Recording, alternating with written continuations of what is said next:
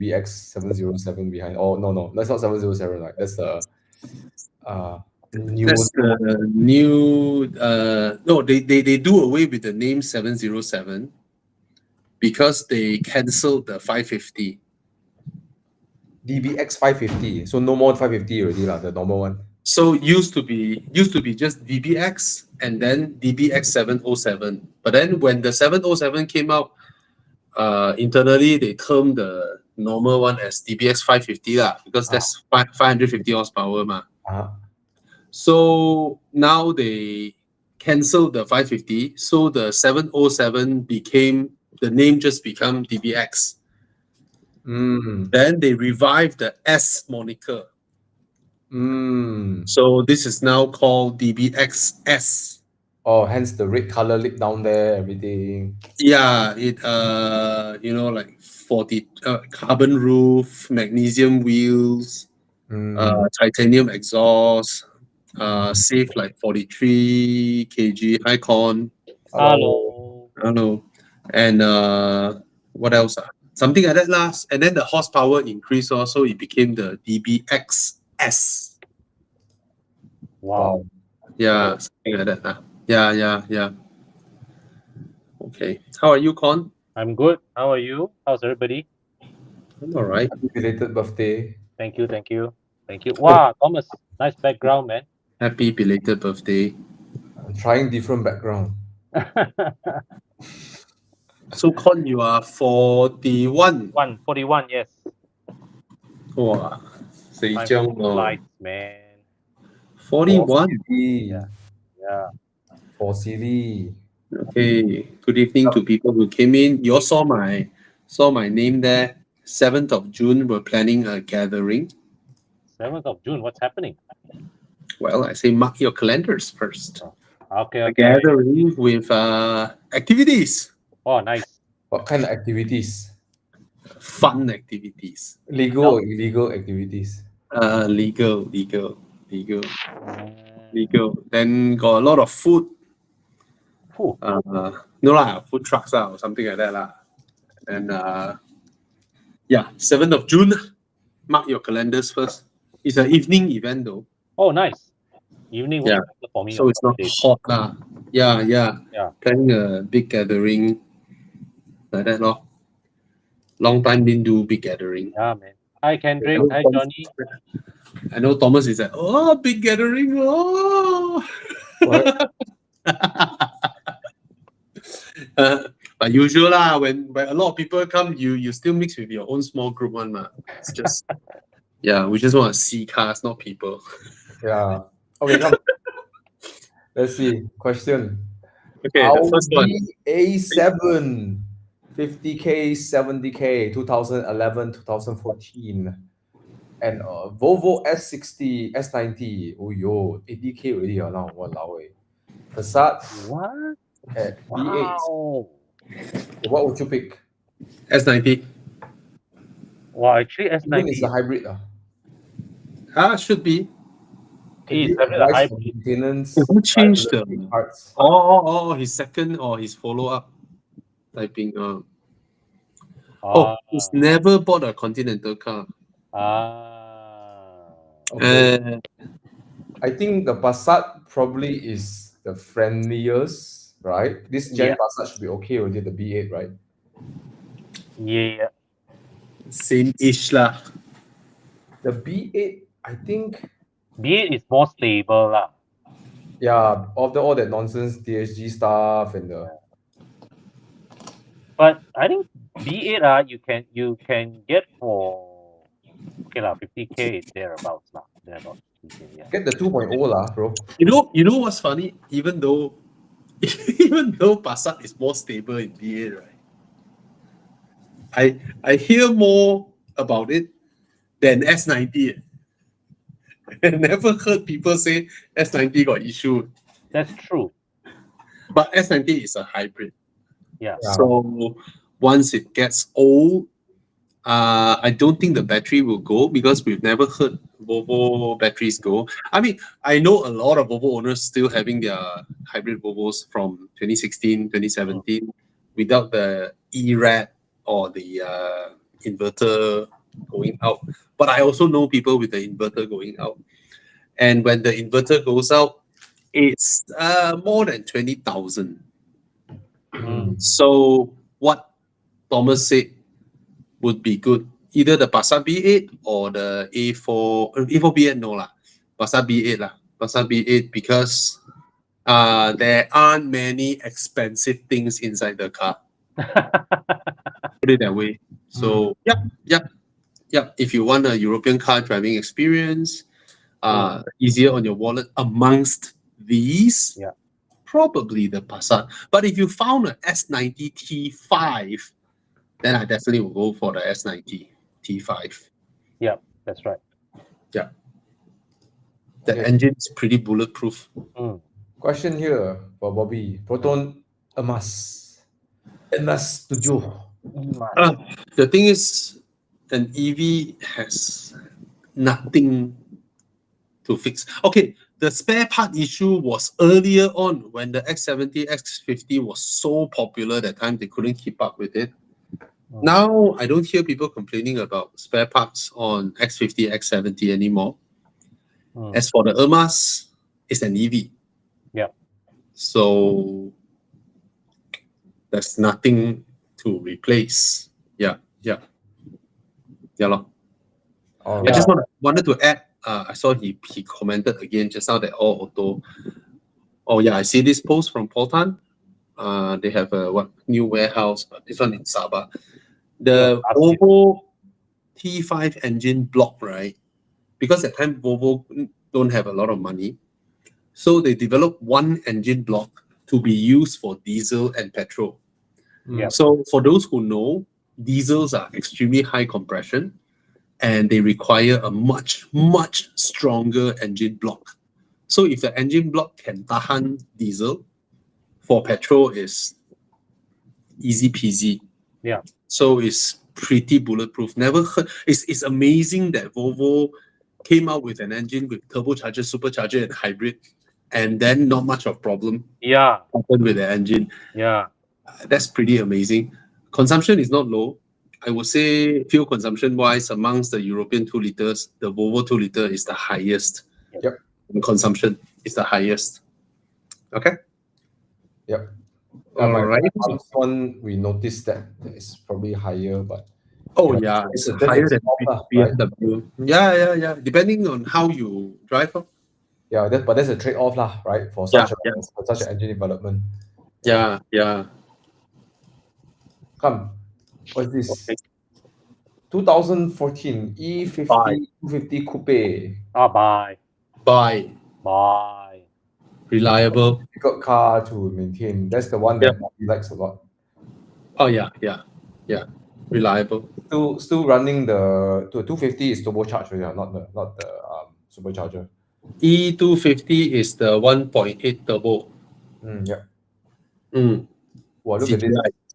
Satria way. GTI. Wow. Sanhaimo. Okay lah. Not bad. Go for it, bro. Go for it. But this don't is a car park by the roadside though. Yes. When you go eat mama, you park the car next to your chair where you sit, and then you tie your leg to the rims so that nothing will happen, right? Yeah. Today you buy, tomorrow get stolen. Yeah. And then insurance don't pay you. At home, at your condo. Oh, welcome my new Satria. Then next day come down, Satria. 2001, more than 20 years old, third-party insurance. So today you buy, tomorrow stolen, and then insurance pay you nothing. Don't park this car where you can't see it.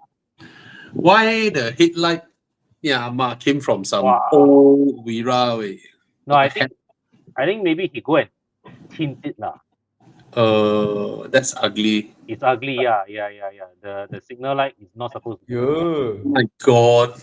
That is so yucks. It's like JDV has a Gen 2 for sale. Hey, it's funny with the lights. Look like the light infection like that way. Yeah, damn ugly. Okay, come. E90 325i 2015. Any specific year to look out for? Alternatives. The newest one you can get. Yeah. Just get the newest one you can get. Nice car though. Buy. Bye. Okay. What's that? How much? These are 2008 cars. Wow. But even now, a 2012 car, right, is about 24, 25 like that max. Wow. Chi Yang crying looking at the prices. Young like his. Chiang, I think 2012 would be Yang crying. Yeah. not that. Young, where's Young? You know, don't camera already. Smart already, the guy. We can't throw him in. Yeah, smart already, guy. Fucker. Okay, come. Let's see. What other questions do we have? Okay. Wait, this one. Bobby and team looking to get GR Yaris dream car. Thoughts on that car? For it. Buy. Damn cheap now. How much are now? Damn cheap. 190. Every people who thought they buy for investment or for yeah. Whoa! Yao lah. Mo, That is no. Walao eh. 1.6, 170. Okay, the 1.5 is the one without turbo. Oh, okay. Yeah. Yeah, fucker Toyota, really. You launch a legendary car, then you launch one that looks the same, calls it the same name with a 1.5 and a bugger. This one they really just did it for posers to buy, you know. Like, I call it GR Yaris also, then fucked up. But yeah, I mean, it's automatic. Yeah, with the badge and everything in, you know, it's like, what the heck? Wow, Toyota really no qualms to squeeze the badge, man. No, they just want to not milk lah. They want to amortize because it's a unique body, ma. Yeah.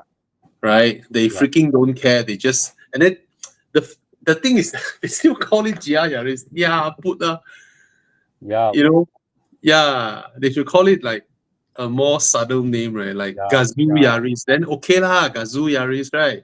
Yeah. How is Gazoo Racing Yaris? 1.5 good lah. Exact same body. Yeah, exactly same body with a slanted roof at the back. Walao. Anyway, buy lah 170k GR Yaris. This is now a good price for the car, I feel. Yeah. 350 when it's launched is, I don't know, like, yeah. Yeah, 170 is a very, very reasonable price. It's an extremely fun car to drive. Yeah. Fun manual hatchback sedan. My max budget 70k, 80k. If you're buying cash, or maybe you can still take low 2016, maybe you can get a Megane. A Megane. I think you can get for 70, 80k. You can get a Megane. Yeah. The one that you had last time is not that price yet. Right? No. That one's still 280. No, 180 to 200 around there. Yeah. 70, 80k. Yeah. Yeah. What other suggestions you have? Must be manual. If it's loan, don't have. Don't have. But if you cash, you can buy 70, 80k lah. I think that's a pretty. I mean, it's as good as it gets, Yeah. Definitely. Okay, come. Next, BMW extended warranty. Mine suggests GT86, but the one also not available for loan. And still can lah. Yeah, but a bit more expensive, no? Yeah. We got 2012. Interesting. Okay, let's assume they're both the same price and they're both manuals. Which one would you get, the Megane or the GT86? Very, very good question. I used to answer Megane, but now probably I might answer GT86. Yeah, I think I'll go GT86 also. Oh, actually, right? I just cut something. Actually, for less than this, you can get a Focus ST. Not Focus ST. Less than. You can find one lah. Then the maintenance they 60. I know of 3 units on sale lah. Focus ST. Okay. Okay. Con. The problem is this: 2013 or 14 Toyota, you still can get a loan. Ford out of the dream question. about it. Out of the No question. banks will loan you on a Ford. Yeah. Right. Yeah. You go near 10 years, so they don't want to loan you already. Mhm. Toyota, you over 10 years, they still loan you. They still Yeah. give you a loan. True. Toyota, Mercedes, yes. Toyota, Mercedes, BMW, Mm. usually you can still get a loan, even if it's 10 or 11 years old. Yeah. Popular cars. But it looks good. Right. Damn. What? The Focus ST? Yeah. Okay. What are you thinking? Your No, I won't face. buy lah, bro. But it I mean, look at that. Actually, quite a looker. But look at the rear seats. What the heck, man? Fiesta ST 2015. The rear seat is as spacious as the 86 rear seat. Yeah, Completely useless rear seats. yeah, useless way. The Might as well Focus just rear like seat. don't have the rear seats. But anyways, yeah. Yeah, you might as well just weld the doors together. I mean, I didn't Right. spend a lot of time in this, but no, what I mean for people who drive it, they all It's speak so highly of useless. this car. Yeah, I might as well get a 86. Yeah. Anyways, come. But I do like the car though. Yeah. Okay. Extended warranty after 5 years. Wing it or do outside better. How much is the package and how Yeah, long? bro. How much is it? NOC. Why don't you tell us how much it is so we know how to judge? You see, for people like us, 100% we will say, or we will do it ourselves, we'll fix it outside. Mm. But for Yeah. those of you who are not that, inclined with all this knowledge, you feel more at ease with the official extended warranty, then you go with it, lor. Yeah. And it helps you when you want to sell your car. Yes. Because you can tell people that I never service outside. I only service in BMW. I have the extended warranty, the official extended warranty. It helps a lot. Mm. Yeah. So if you can afford the extended warranty, you think it's worth it, then you go ahead. Yep. Mm. Okay, this one is Tweezy asking this question. Now we can't answer for him because we don't know lah. But would you go for Mark 7 Golf GTI with 88,000 mileage for 70K? Mm. 7 GTI. 10-year-old. It doesn't sound like a bad price to me, but what's the going rate? In this time and age, I guess you can get 200, a 10-year-old 200 horsepower car suddenly feels very expensive at 85K. But that's the market rate. That's the going rate. 70,000. Muda, all I see is 80K. Mm. Yeah, I mean, you must still remember the parts are still, you pay, a Golf GTI parts I think that's the only thing I'll be concerned about. But otherwise, I guess if it's my only car, and what's the worst that can happen? You'll drop down to 50K after 2 years. Can I ask a question? Back then when it's new, 2015, that time, right? The Golf GTI is what, 220,000? Yep, correct. Yeah. Right? And then the 328i is 300,000. Yep. But now 2015 used, right? Both are the same price. Mm. So the 328i, you have 245 horsepower. Correct. Yes. And it's rear-wheel drive. Mm. And it's a BMW. Okay, let's not talk about 328i. 330i, same price, 2015. Oh, wow. 87,000. Wow, very worth it. That one very, very So Now you're tipping the scales a lot. yeah, 330i. I will go with the BMW 330i. It's I mean, I know Golf GTI is legendary, blah blah blah, but in front of a 330i, It smells to me, Right. yeah, there's no comparison. Yeah. It's a performance variant of a lower segment car, but now the used prices is the same as a 330i, which is superior in every way. 330i, 252 horsepower at stock. Yeah. And One simple tune, you get 310, 320 easily. okay, but let's even put it in stock, right? I think one car can live longer with you, and another way to look at it is, if you take either of these car to Enduro, which one would you drive to Enduro? Oh yeah, definitely the 3 Series. Right? I'll definitely enjoy none so much more, you know, the street. Oh yes. Oh yes. Right? Yes. Yeah. Okay, that's done. Tweezy, you got the idea, you got the answer, right? Yeah, I hope. Yeah. And I actually, you know what? One more last thing. I think that secondhand selling the 330i will be easier than selling secondhand Golf GTI. Yes. Yes. It's more liquid. Definitely. And third hand or whatever, more liquid after that. Yeah. Definitely. Okay. Beyond Yo, asking, should I get 110,000 Mazda CX-5 2.5 turbo with, you know lah, this one you always say the brakes are not good one. Okay. What alternative on that price range? It's the turbo variant. It's not the Well, 2.5 turbo. Upgrade the brakes first before you do anything, right? the 2.5 turbo is a hilarious car to drive, lah. I would say. I enjoy the 2.5 NA more. But I understand people who want the turbo. You know, you have the speed, power, and all that. The speed is unreal, man. The speed of this the turbo is unreal.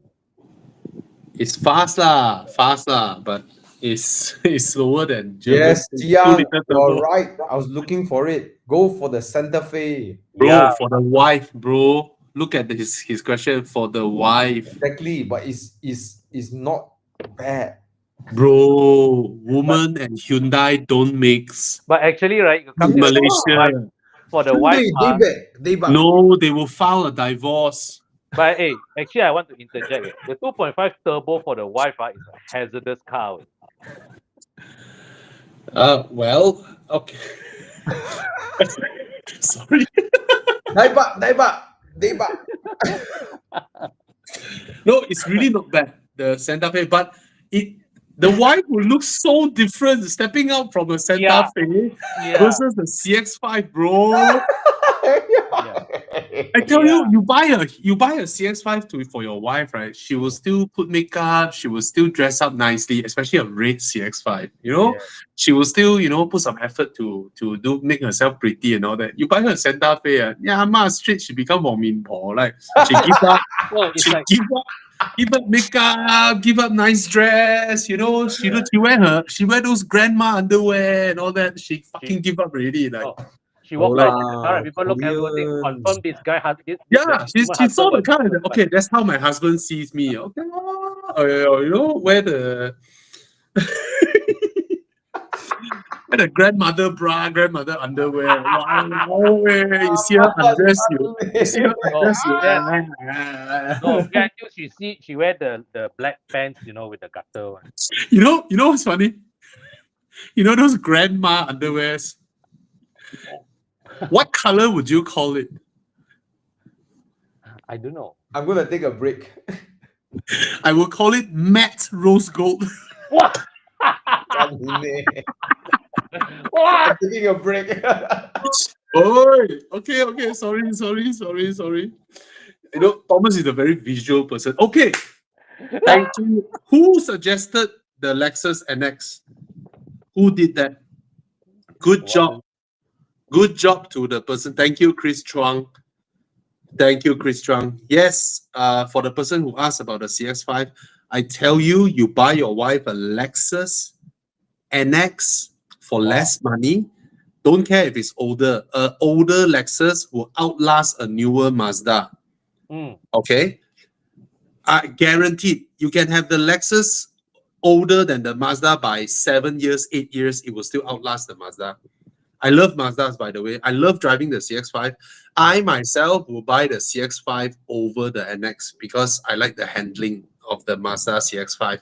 But for women, I tell you, women's mindset, they look at logo, they look at brand, they look at, no matter how comfortable the hotel room of don't know what, Hotel Kayangan, Kajang, no matter how nice the room is, versus you bring her to stay at the cheapest room in some Hyatt hotel, she will post the Hyatt hotel on her IG, not your Hotel Kayangan Kajang. Okay, understand that. woman's mindset. So you buy her a Lexus NX 200, she will wear very sexy underwear for you. Okay. Not the Yeah. matte rose gold. Yeah, not the matte rose gold. Oh my. No, really, I have visual of those grandma underwear. And I was like, suddenly I wonder, what's the color called? And then suddenly my wife's MacBook Air is in front of me. It is matte rose gold. So I was like, hey, it sort of looks like this color. Sorry for that, guys. Sorry for people who are very visual. Okay. Whew. I love you, Danny Chai. I love you. I love you. 812. I used to answer 812. Now I'm more inclined to answer SVJ. Why? Okay. How do I put it? I personally love the 812 more, but I'm not sure if people who have this budget want to buy this type of car, right? Hey, don't forget this SVJ, bro. Yeah. SVJ. SVJ is the special edition, blah blah. Yeah.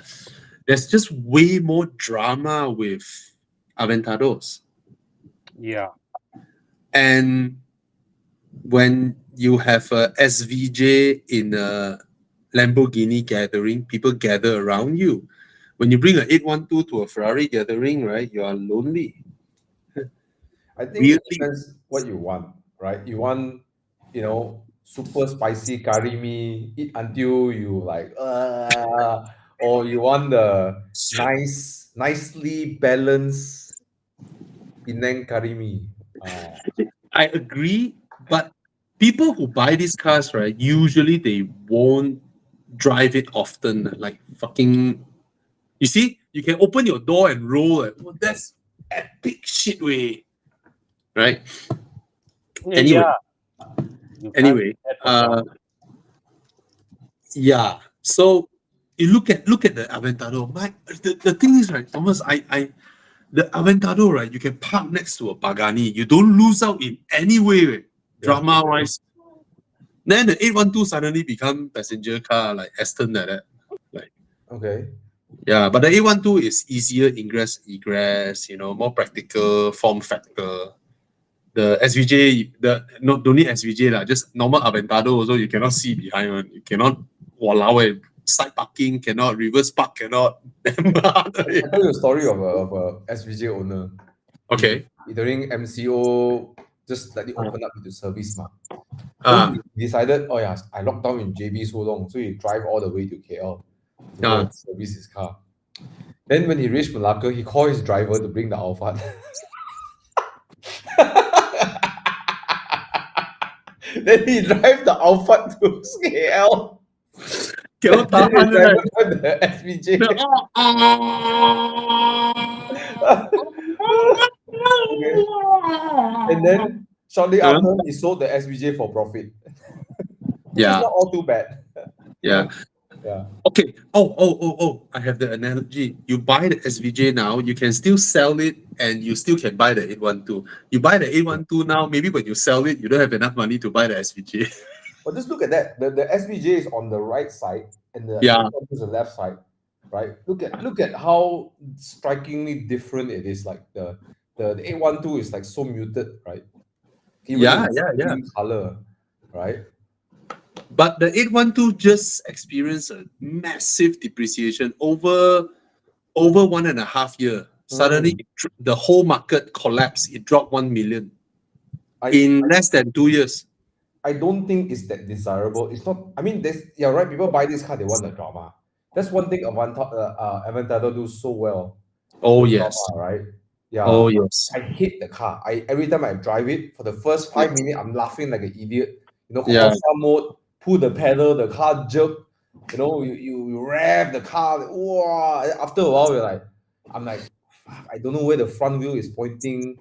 It's damn tiring to drive. You have to drive it like, okay, the way to drive the Aventador is like a Golf GTI or Golf R. You brake, you turn, then you throttle. Oh, you brake, you turn, you throttle. Yeah. So I But- salute people who can slide an Aventador. Yeah, but Mm. that's the Aventador experience. Nothing. There's something right. Nothing. There's no supercar that can replicate this hardcore, dramatic supercar experience. Yeah, man. 812. Wow, I've never driven one, but I can imagine it's like smooth. I cannot believe. Okay, the SVJ is 1 million more than the 812 now, lah. Right? 812 used to hold at 2.5 million for a long time. 2.2, 2.5, right? Oh, suddenly in 1 year, 1.6. Whereas the SVJ is still the high 2 millions. Can you imagine the Aventador was conceptualized in 2012, right? The original. Yeah, crazy, man. Until today, right? You won't even doubt that it's a car that was made today. You would think it's done something made today, right? Yeah. Amazing design. I mean, whoever designed it, I don't know who the name is, but Nice. amazing. It's nice. It is amazing. I hate the car, but I have so much respect to this Aventador. What a success. Okay, so the both of us will suggest you to buy Aventador, but both of us will buy the 812. Okay, is the M235i okay? I think it's referring to the 2-liter. Okay. Actually wanted a B58, go for M340i, need to sell my Mazda 6. Okay. I don't know. I don't think the 2-liter. Oh, sorry. But this is N55 though. This Yeah, it's N55. what you want is the M240i if you're looking at B58. But yeah, Thomas is right. He could also be meaning the no. Now Okay. the new If M2 I have to pick a car for weekend drive between the M2 340i and the M340i, 235i and 340i, I'll pick the M235i. Me too. It's more tail happy. It's more fun to drive. The M340i is like fast as hell, but then after a while you get like, yeah. right. Benjamin, this is a tip for you as an ex M235i owner. It's very difficult to find a car with like LSD, but if you can, that'd be great. If not, spend a bit of money and then do it. Or I don't know whether you can get this price or not for this one. Yeah, you can look for this one also. Oh, this one cannot challenge lah. This one. But the M235i is very cheap now, bro. Yes, 140,000. Yeah, so Benjamin, for me, I would suggest you to go with the M235i and keep your Mazda 6. Because on the extremities of both different drivetrain, both cars you can have more fun than the M340i. If you understand what I mean, the M340i is a lot more powerful, but it's a compromise package. It's 4-wheel drive, it's BMW, it can go faster than both cars. But if you explore the extremities of what it is, right, the M340i to me is not as nice to drive as the 330i because of the 4-wheel drive system. Yeah, now he clarified. He's now referring to the 235i 3.0. So yeah. Yeah, so N55 is reliable, but a lot of owners would whack it lah. You if the car looks stock, then you check the air intake whether it's already cracked lah. Thomas don't know replace how many. It's the charge pipe. The charge pipe. If you are someone who always, European cars, you press towards the end, then you have a little button to tekan one. If you are that type of driver, that thing will break very quick. Yeah, but otherwise it's a great car. If you have the money, I would definitely mod an LSD in it. But yeah, man, go for If it. you're the sliding type lah, if you're not, then I mean, even with the open diff, it's quite hairy when it slides, but can manage quite hairy. Yeah. It's always nice to have a daily like a Mazda 6 Monday to Friday, and then Saturday, Sunday you have your weekend that feels different, and then the car is smaller, lighter, cooler, 2-door, and then you go and enjoy your drive versus having just one M340i. Anything happen on Saturday, Sunday, then Monday you can't go to work. All right. So the M235 got a sense of danger a bit when you drive it, whereas the M340i feels like I got you, bro. Right? Yeah. You Oh, go yeah. all out, I'm here to help you. Yeah. Right? So I think that quality makes it a more fun car to have. That you have to tame the car as you go, you know. Yeah, when I was at the roundabout at Kotong there, I almost full lock the steering, I throttle, and I'm reminded of Audis. It's like, this behavior is not the same, you know. Okay.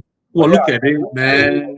I do miss the car. I mean, it's the Oh. car I drove for Enduro lah, right?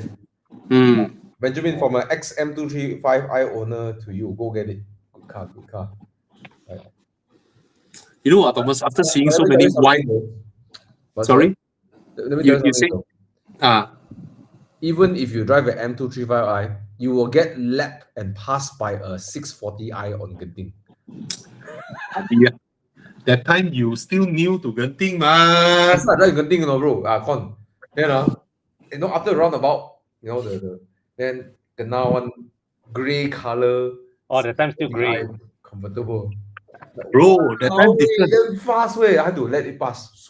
You, that time I'm fucking veteran way compared to you, right? You got the but time to now, wave from all. Hey, got time to wave and drive. Tapao.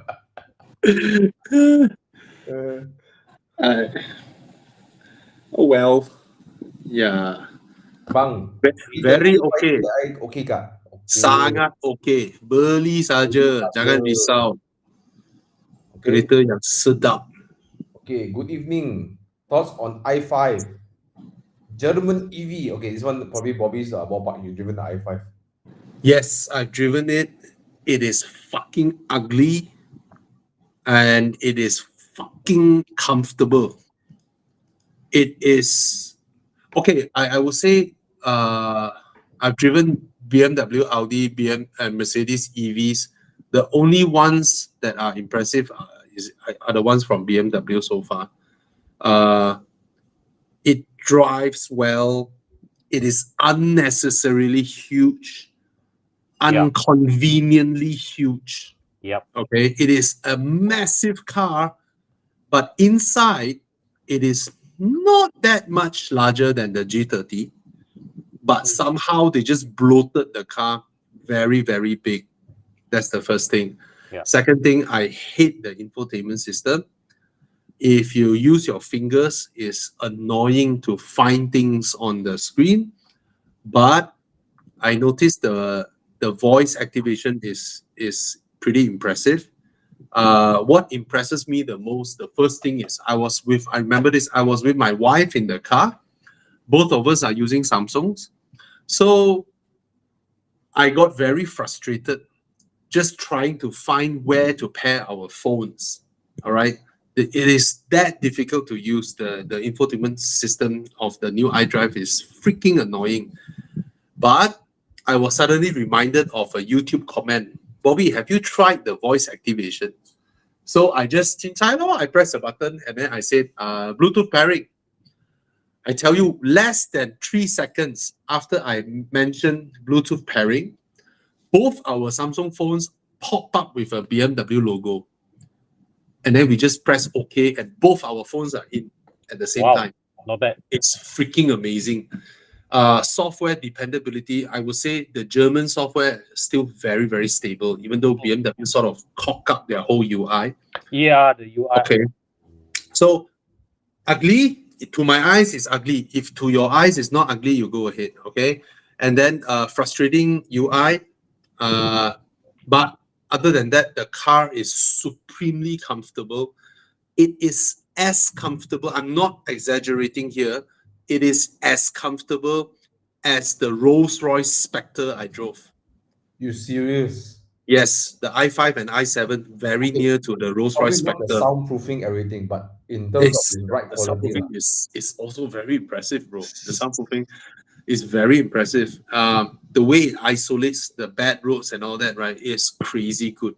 So it is a very, very nicely executed car, just not very well designed to my eyes. So if you ask me whether to buy or not, I say it's a go ahead, even though the moment I think that, I'm going to see one more on the road, You know, I was driving to Koh Samui, right? There was only a 520D. I was like, oh, so ugly. Until today I still cannot tahan how they can go from the most beautiful 5 Series suddenly to become this. Yeah. But anyway, so if you're thinking of buying it, go ahead, man. The crazy discounts now is crazy. The discounts they are throwing now is crazy. So for the size of the car, for the drive of the car, for the comfort of the car, EV drivetrain, everything, BMW has done really, really well. Okay, Okay. now the answer to Khairul Anwar. Okay. Oh, nice car. Congratulations. Let me tell you something. I was driving with my friend. He's probably watching a live show right now. Anyways, you're driving with a friend to Mae Hon Son. We did our enduro trip. And then I also did our Koh Samui trip with our friend who has the 408. Mm. And when we tried to get into the ferry, I tell you something funny. Sorry, hey, my cat, stupid. Okay, anyways, the ferry guy wouldn't let him in because they thought the car was an EV, right? So they don't allow EVs on the ferry. Interesting. This ferry you have to pay for EV price or whatever lah. So, anyways, Ah, then we had to convince the owner had to convince the guy on duty and the manager on duty that it's not an EV. Never mind. We crossed the border. We crossed the ferry. We got to the mall, and we were allowed to park in supercar parking because it looks so good.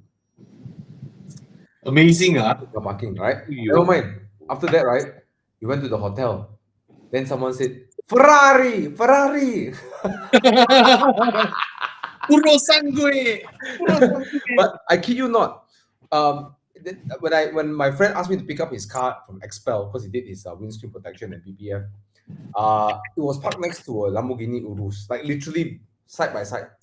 It's prettier than the Urus. My eyes went to the 408. Yeah. Right. It's Yeah. prettier than the Urus. So I call it the Peugeot Le Rouge. Okay, about the jerk at low speed, it's only first gear. Yeah. First gear, okay, it's not a crazy jerk. Remember this, Zyrul? I'm a motoring journalist, right? So I can sense every small little thing in the car. So to me, a 8-speed torque converter is not supposed to jerk because we have driven many 8-speed torque converter ICIN gearbox cars. So this is a matter of tuning. So first gear, there is a little bit of jerk, but after that, after the initial roll off, nothing else. And this gearbox is indestructible. All right, this is an indestructible gearbox. So you go ahead and buy it, man. It's a fantastic car. The 408 is a fantastic car. The handling of that car is so good. Suspension, composure, comfort, pliancy, very, very good. I drove it downhill from Genting and I absolutely enjoy it because it can fly over speed bumps. I can just fly over whatever speed bumps. You know, it's so nice. It's such an accomplished car. I mean, I've driven it, I sat in it multiple times, and then it's such an accomplished car. And then Baldwin, who's here, he owns the 408. His economy is crazy good. He can keep up with a Spider, no problem. Can keep up with a JCW with 300 horsepower, no problem. Right. Also, yeah. Congratulations, whoever buys the 408.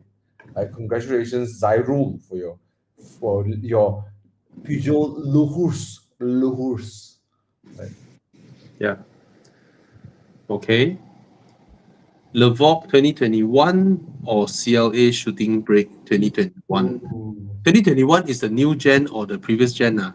Previous gen. Huh? New gen, new. Oh, Sure not. Yes, I'm sure. If it's new, then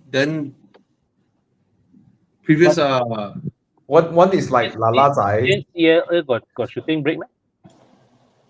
or new is gen Lala don't have Zai. shooting brake or One Lala Zai, one Gold Cup Lala Zai.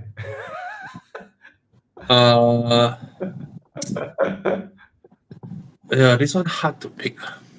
One is the got shooting brake, one is the Taman Desa Lala Zai. The other one is the the Bangsa South Lalazai. Wait, Thomas, I'm trying to figure out 2021 is which generation. Is this one, bro? Is the one Chiang just showed? Sure. Ah.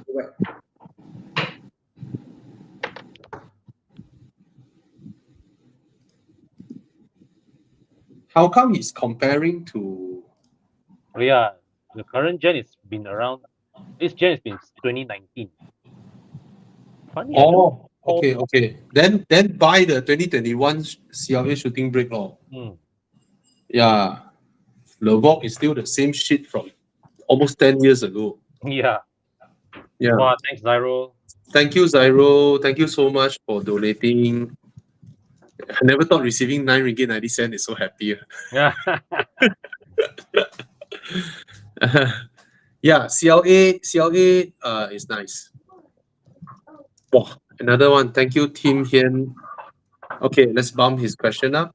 Wow, AUDs.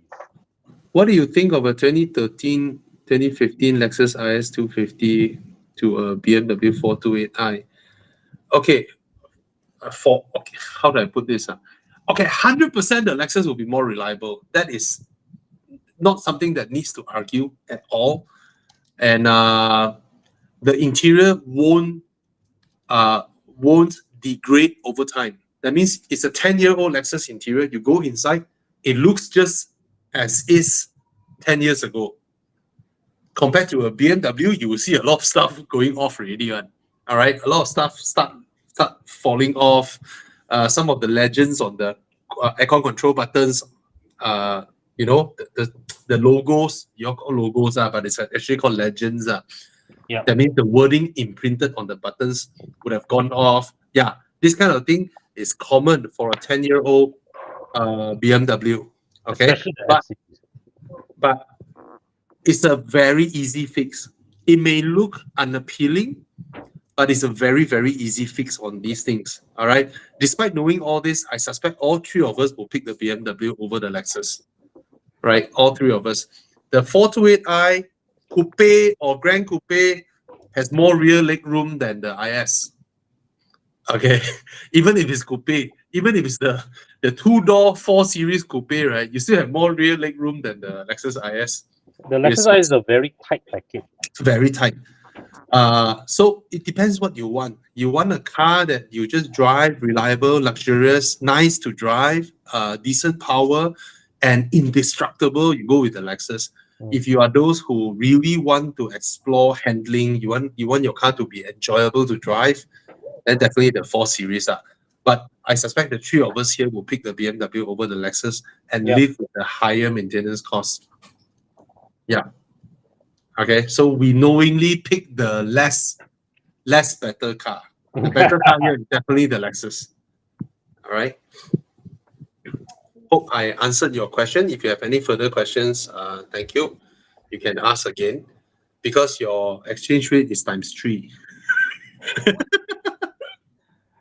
Okay. Oh, thank you, Zairo. Okay, wow, this one, I guess I'm the person to answer this. The black one, right? Yogi Saran, first thing.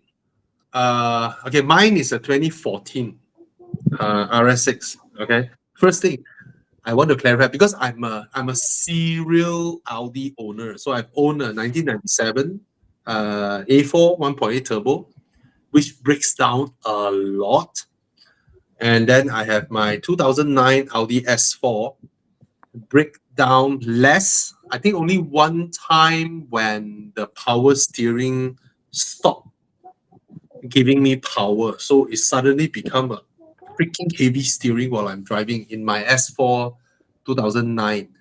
But I also haven't broken down once compared to the 2-liter, 1.8-liter Audis that breaks down a lot.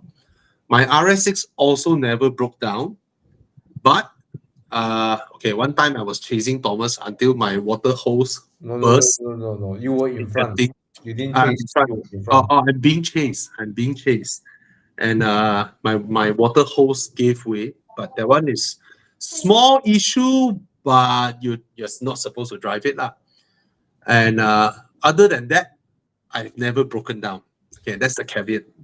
But maintenance is not cheap on the RS6. Now, granted, I am now in a different income bracket compared to I was when I was in my 2009 Audi S4. When I was in my 2009 Audi S4, a lot of things can wait on, right? I feel it, I see it, but I know my car. I know it will do the journey. But when I own my RS6, I'm of a different income already, so I incurred a lot of expenses that my workshop told me, hey, I spotted this. Then I say change, right? I spotted this, change. I spotted this, change. So I'm using it in that manner of anything you spot, I will spend money, I will throw money at it, which is not the right way actually to buy a used car. So don't try to use money to turn your 2013 RS6 into a 2023 RS6. It will cost you a bomb of money. Okay, that's the most important thing. So now come back to the car. It's very enjoyable. It's ultra fast. Okay, it is crazy, comfortable as well, practical as well. I've done Mei Hong Son journey, blah blah, and all that, back and all that. Okay, so first thing you do, change all the fluids when you buy the car. Every single fluid. Don't not just the engine oil and gearbox. You have your long shaft, right? Your rear differential, your front differential. All this oil, get it changed one shot. It's gonna cost you some money. After that, check all the hoses, because this is an engine that runs very, very hot.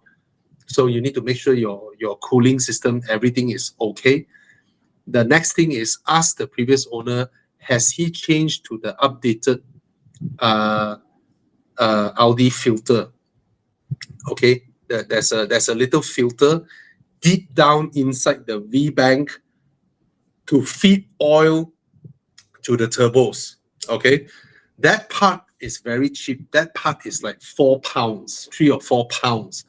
But my labor, my workshop labor to reach there, to replace that part, that 4 pound part, my labor was 4,000 ringgit. Because it has to drop the entire engine, remove the engine parts, because the turbos are embedded in the V-bank, remove the turbos, remove everything, then you take out the filter, then you put in the new filter.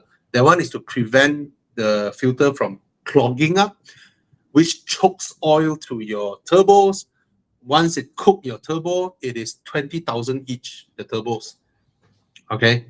I mean, that's what I heard lah. I haven't changed mine because I know about this. When I got the car, that's the first thing I did. And little did I know, after I did it, 1 or 2 years later, Audi issued a global recall. That means globally, any Audi dealer should do the fix for you free of charge, even replacing your turbos. However, most of the Audis that we got here, the RS6, not most, all of them are recons. And Malaysia Audi, 100% they won't entertain you, which by right they should, but they won't. Okay, because it's just too much money and stuff for it. So there is a global recall that every dealer should be replacing that for RS6 owners. Okay, other than that, yeah, it's a high performance car that is very heavy, that puts a toll on everything, on your tires, on your brake pads and all that. If you can get one with the steel brakes instead of the carbon brakes, better go with the steel brakes. They are much better. Costs way lesser to run. My carbon brakes, right? My brake pads, just the front brake pads alone is close to 4,000 ringgit just on brake pads. It's the same price as my Aston brake pads. Aston is not carbon brake pad. It's normal brake your pads. front brake pads can buy 4 pieces of my Alpine brake disc. Yeah, it's crazy. My BMW brake pads were like how much? Less than 1,000 ringgit front, right?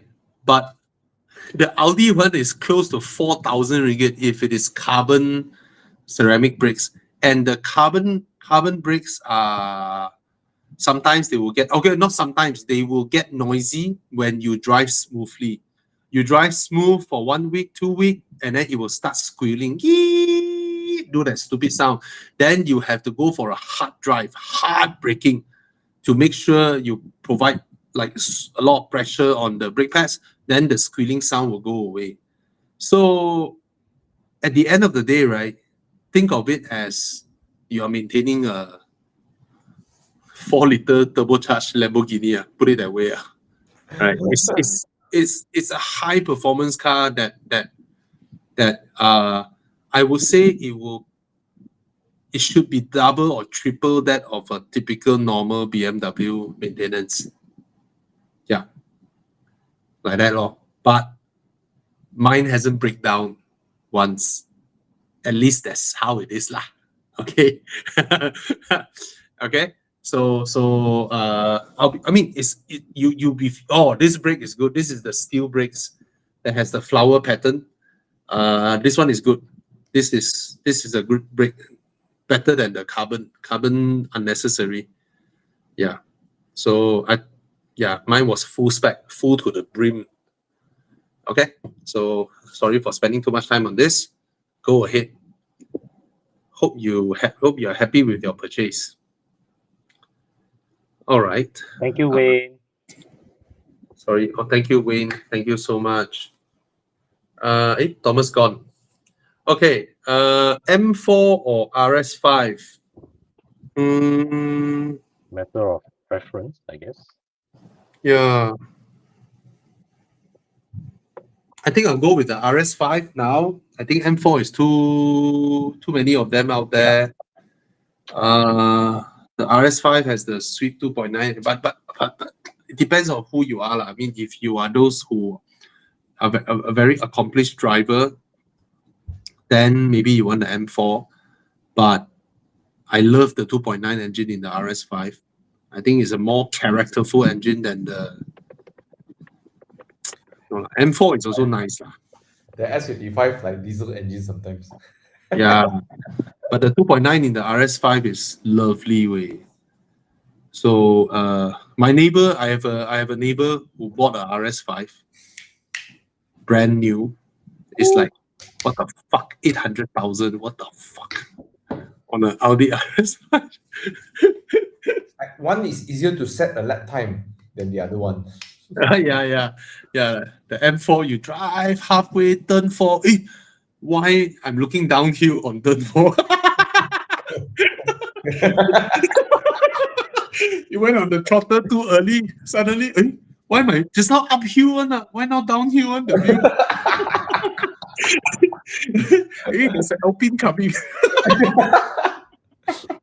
Then turn 14 going reverse.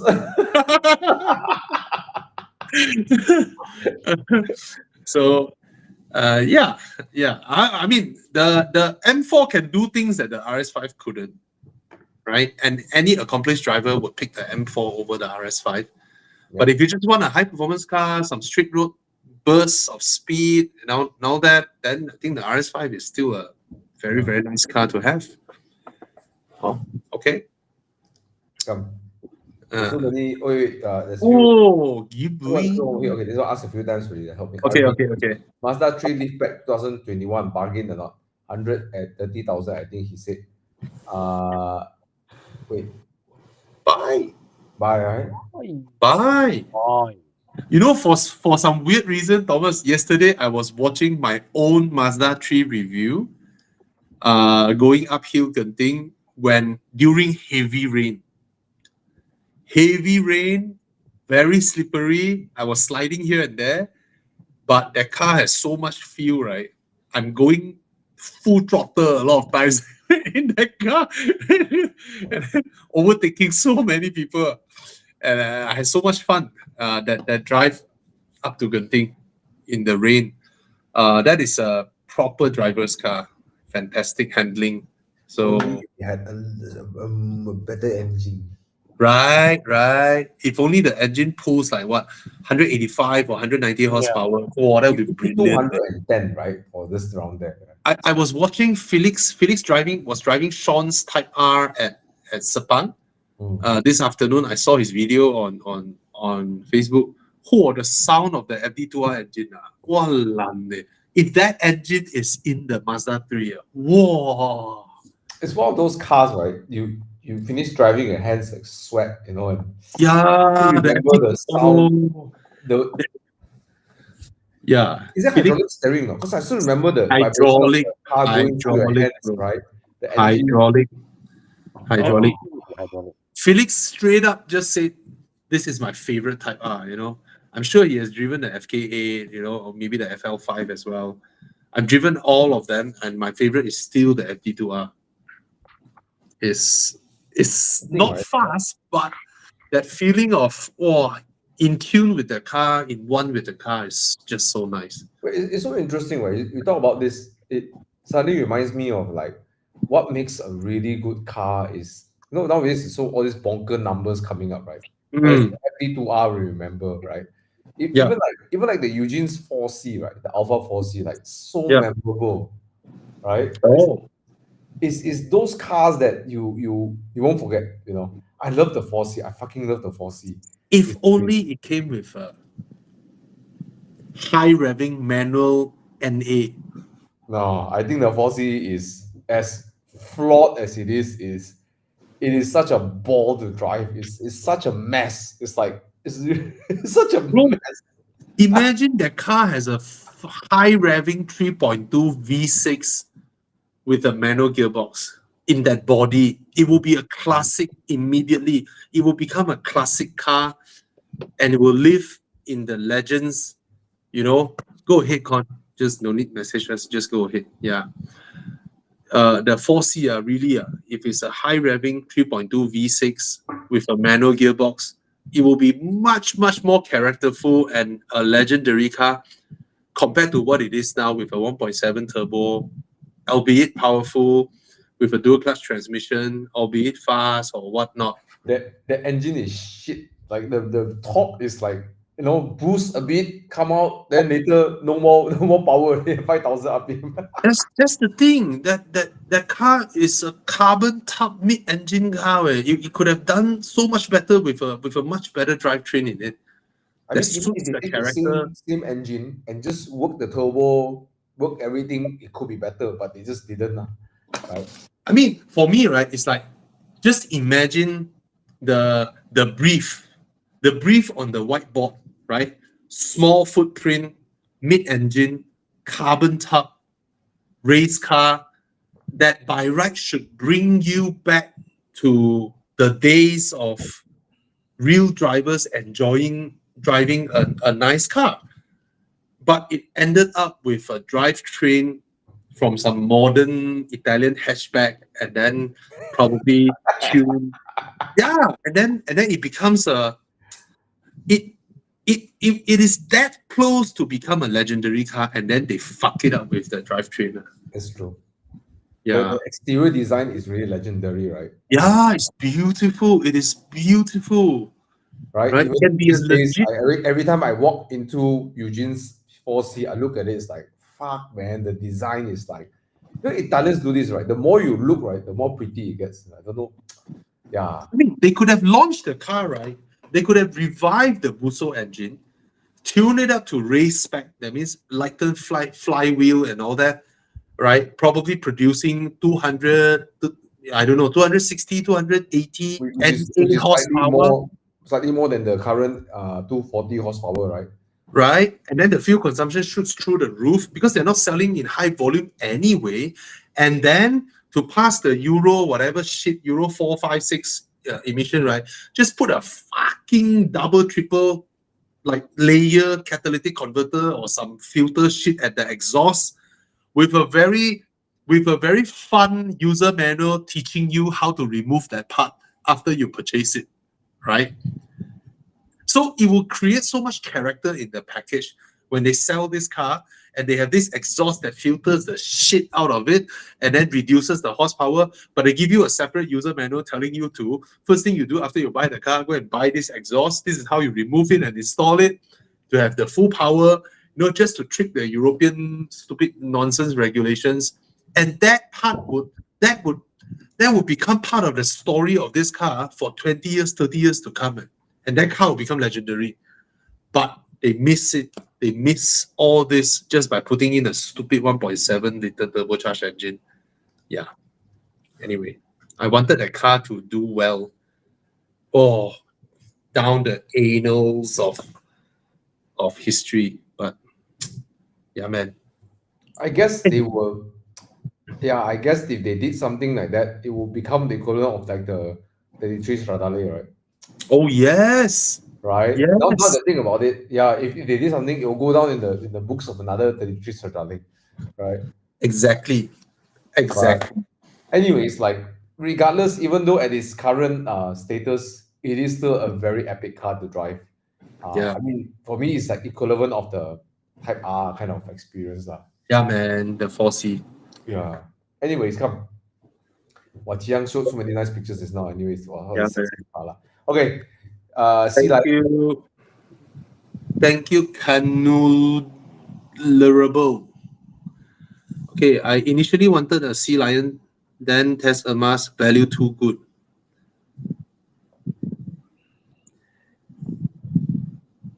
Yes, I agree with your sentiment. I mean, the Sea Lion is very luxurious inside. You know, it's a heavy, big car and all that. But it did not. Okay, I found no flaws with that car when I reviewed that car. But of course, it's like close to 200K, right? The Sea Lion 7. And it's much more heftier. Soundproofing is more luxurious touch points and all that. But yeah, you're right. Is it 80K more? Right? And then in terms of the drive, all BYDs drive well. I just don't really like how it looks, even though a lot of people like the profile and all that. But I find it very, very comfortable and very luxurious inside. So then comes to the Urmas. The Urmas surprised me. The Urmas really, really surprised me because I have zero expectations going to that car. I didn't expect it to be comfortable. I didn't expect it to handle well. I also didn't expect the funnily named speaker with the word "Fly Me Audio." It's like, I said, what the heck is that? Fly Me Audio. But it punches proper sound quality, not to the levels of the Dyna Audio in the Sea Lion. The Dyna Audio is good shit. So coming back to your question, I think both cars are worth it. Why? You just think about it. Last time, a base Camry, 2 liter, 140 something thousand, and then the 2.4, 170 plus thousand, 180,000, right? It's like almost 40,000 ringgit difference just for a small bump in the engine. But I would say the comfort levels of the Sea Lion is definitely above that of the Urmas. The soundproofing as well. Urmas soundproofing is not good. And then there's another thing. The Urmas, right? When I was driving, when I reached about 150 plus 160 kmph, right? The car came up with a message: "Warning, you are approaching top speed." What the heck is that? It's damn weird. Okay, so I would say the Sea Lion definitely feels 80K more when you sit inside. But if you choose to save 80K and go with the Urmas 7, there's nothing wrong because the Urmas 7 is too good of a value. All right. So yeah. And I agree with what the no auto unlock on approach, older battery tech and all that. Yeah. Okay. All right, Shariza is asking X3 2019 and Tiguan 2.0 budget 120K. X3. To go X3, right? I'll go with X3. Right quality. Everything. Yeah, that's true. Engine better, everything better. Everything is better. Yeah. Yeah. Yeah. BMWs are easy to maintain also. Yeah, actually the maintenance will be more or less the same. Yeah. Yeah. Okay. E92, E93, M3. Which one would you get? One cabrio, one non-cabrio. Answer is very clear, right? Get the cabrio. Which one would you get? Cabrio. Honestly, E92 M3 is one of my least favorite M3. As weird as it sounds. I love how it looks. Yeah, it looks good. Just the it's nose heavy, right? Yeah, it's a V8 in front. Which is quite a contradict to, I mean, at least for me, this is maybe me. My experience of the M3 is like the E46 M3. That's the nimble, the front one to point where it goes, and the rear one to tuck out anytime, that kind of E46 M3. Then the E90 M3 just feels a bit heavy for me in front. I mean, it handles well, it's not a slouch. Just doesn't have that kind of like agility I like on the car, But if I had the hands, that's why I'm okay with the convertible. convertible. Okay, I myself have my own terminology. When it's a soft top, I will call it a cabriolet. When it's a hard top, I will call it a convertible. Okay. So I will call this a convertible.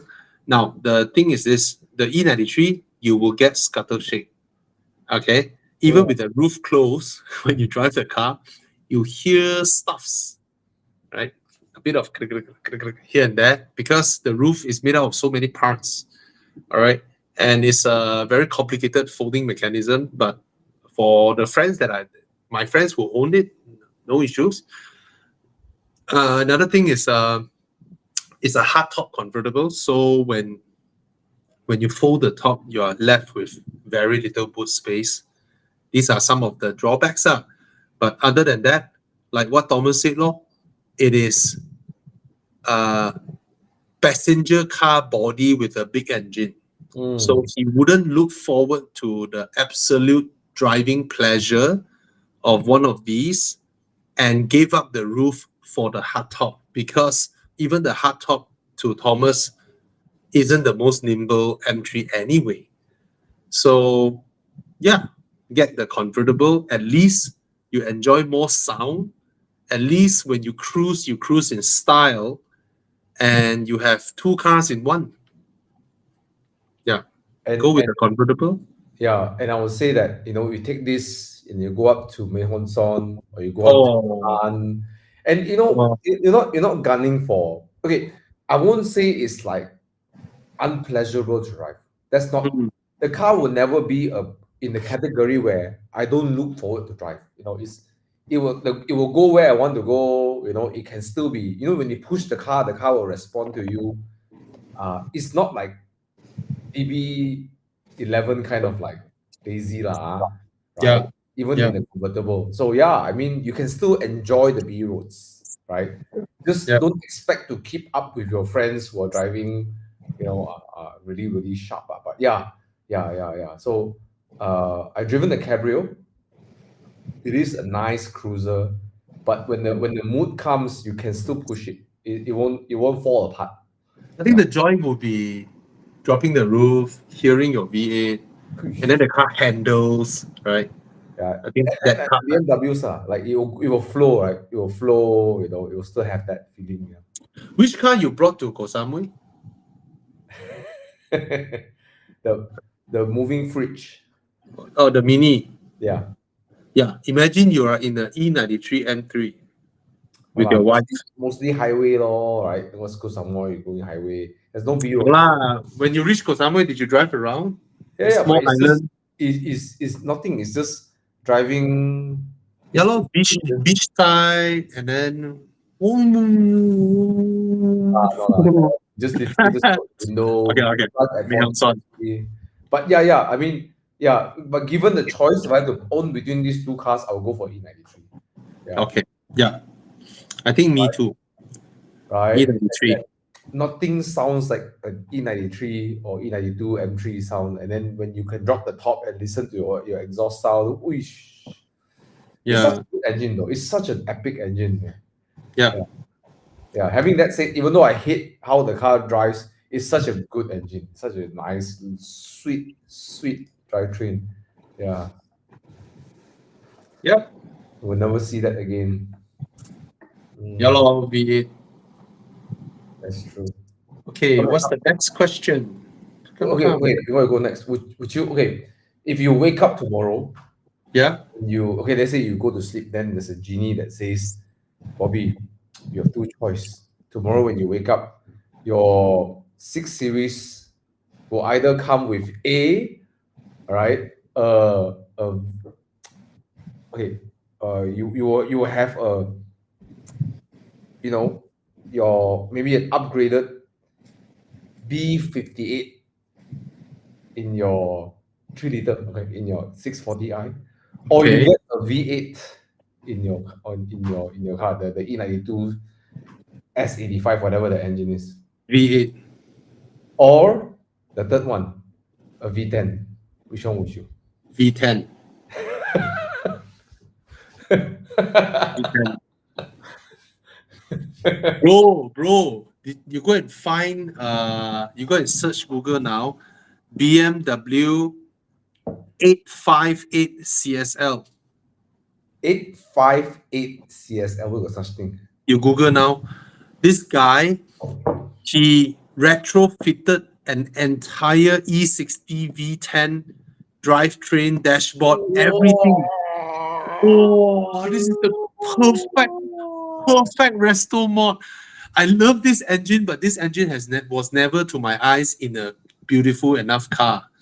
But this guy, right? Okay, what he did to this car is that the disc brakes, drivetrain, God. transmission, everything from an E60 M5 is fitted into this car as per where they should be. So he said, right, now he can drive this car into a BMW dealership, and they can maintain his car following the manuals of a E60 M5. Jiang, go back, look, go back, go to the rear 3/4 shot. Wow, beautiful. Oh my God, it's so handsome, this car. Look at that. Yeah, Look at that, Bobby, look, no B pillar. yeah. If someone can do this to my 6 Series, Wow, oh. so handsome, this and- car. And Chiang, is there an interior shot? He maintained the 8 Series interior, but he retrofitted everything from the E60 M5 into his car. It's so gorgeous, way. Oh, if someone can do this for me, wow, I have a V10, screaming V10. The dashboard. See, it has all the E60 stuff, but he retained the architecture of his 8 Series. Chiang, interior.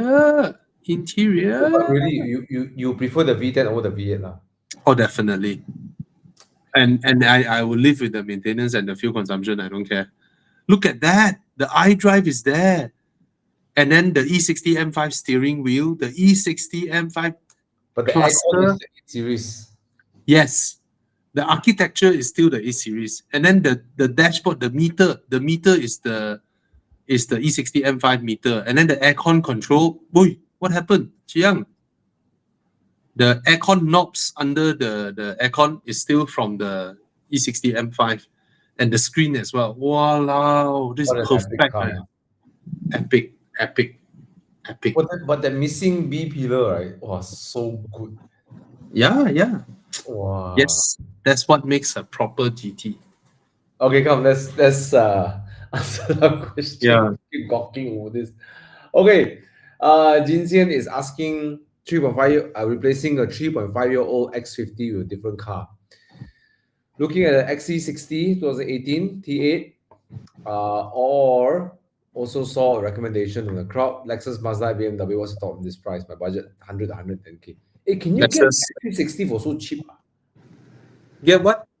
Yeah. That's the price now. 18. Shit. Hey, Okay, why- 8-year-old. 8-year-old already. Jin Xian, get the Lexus. Yeah. Just get the Lexus, okay? If you want to be cheaper on the maintenance, then you go with the Lexus. All right, but of course, the XC60 is a more enjoyable car, lah. Much higher quality interior, more power, sound system, everything. But you are always of the concern of the hybrid drivetrain, no? Okay. Okay, since we're talking about XC60 just now a bit, he's driving a 2021 E8 XC60. Should you go for Lexus 2023 NX 250? I think you will feel the car is immediately too small, right? Wait, which the NX is still the old NX, right? 2023. New one. New already, right? New is okay. Actually, the rear seats of the NX is larger. Really? Yeah, rear seats. Because NX for me I always feel like it's between XC40 and XC60 size. Yeah, but the rear seats can recline and it's actually pretty comfortable. Compared to the XC60 rear seats. Does it ride as well as the XC60? Like, not bad lah, Lexus law, not bad law. So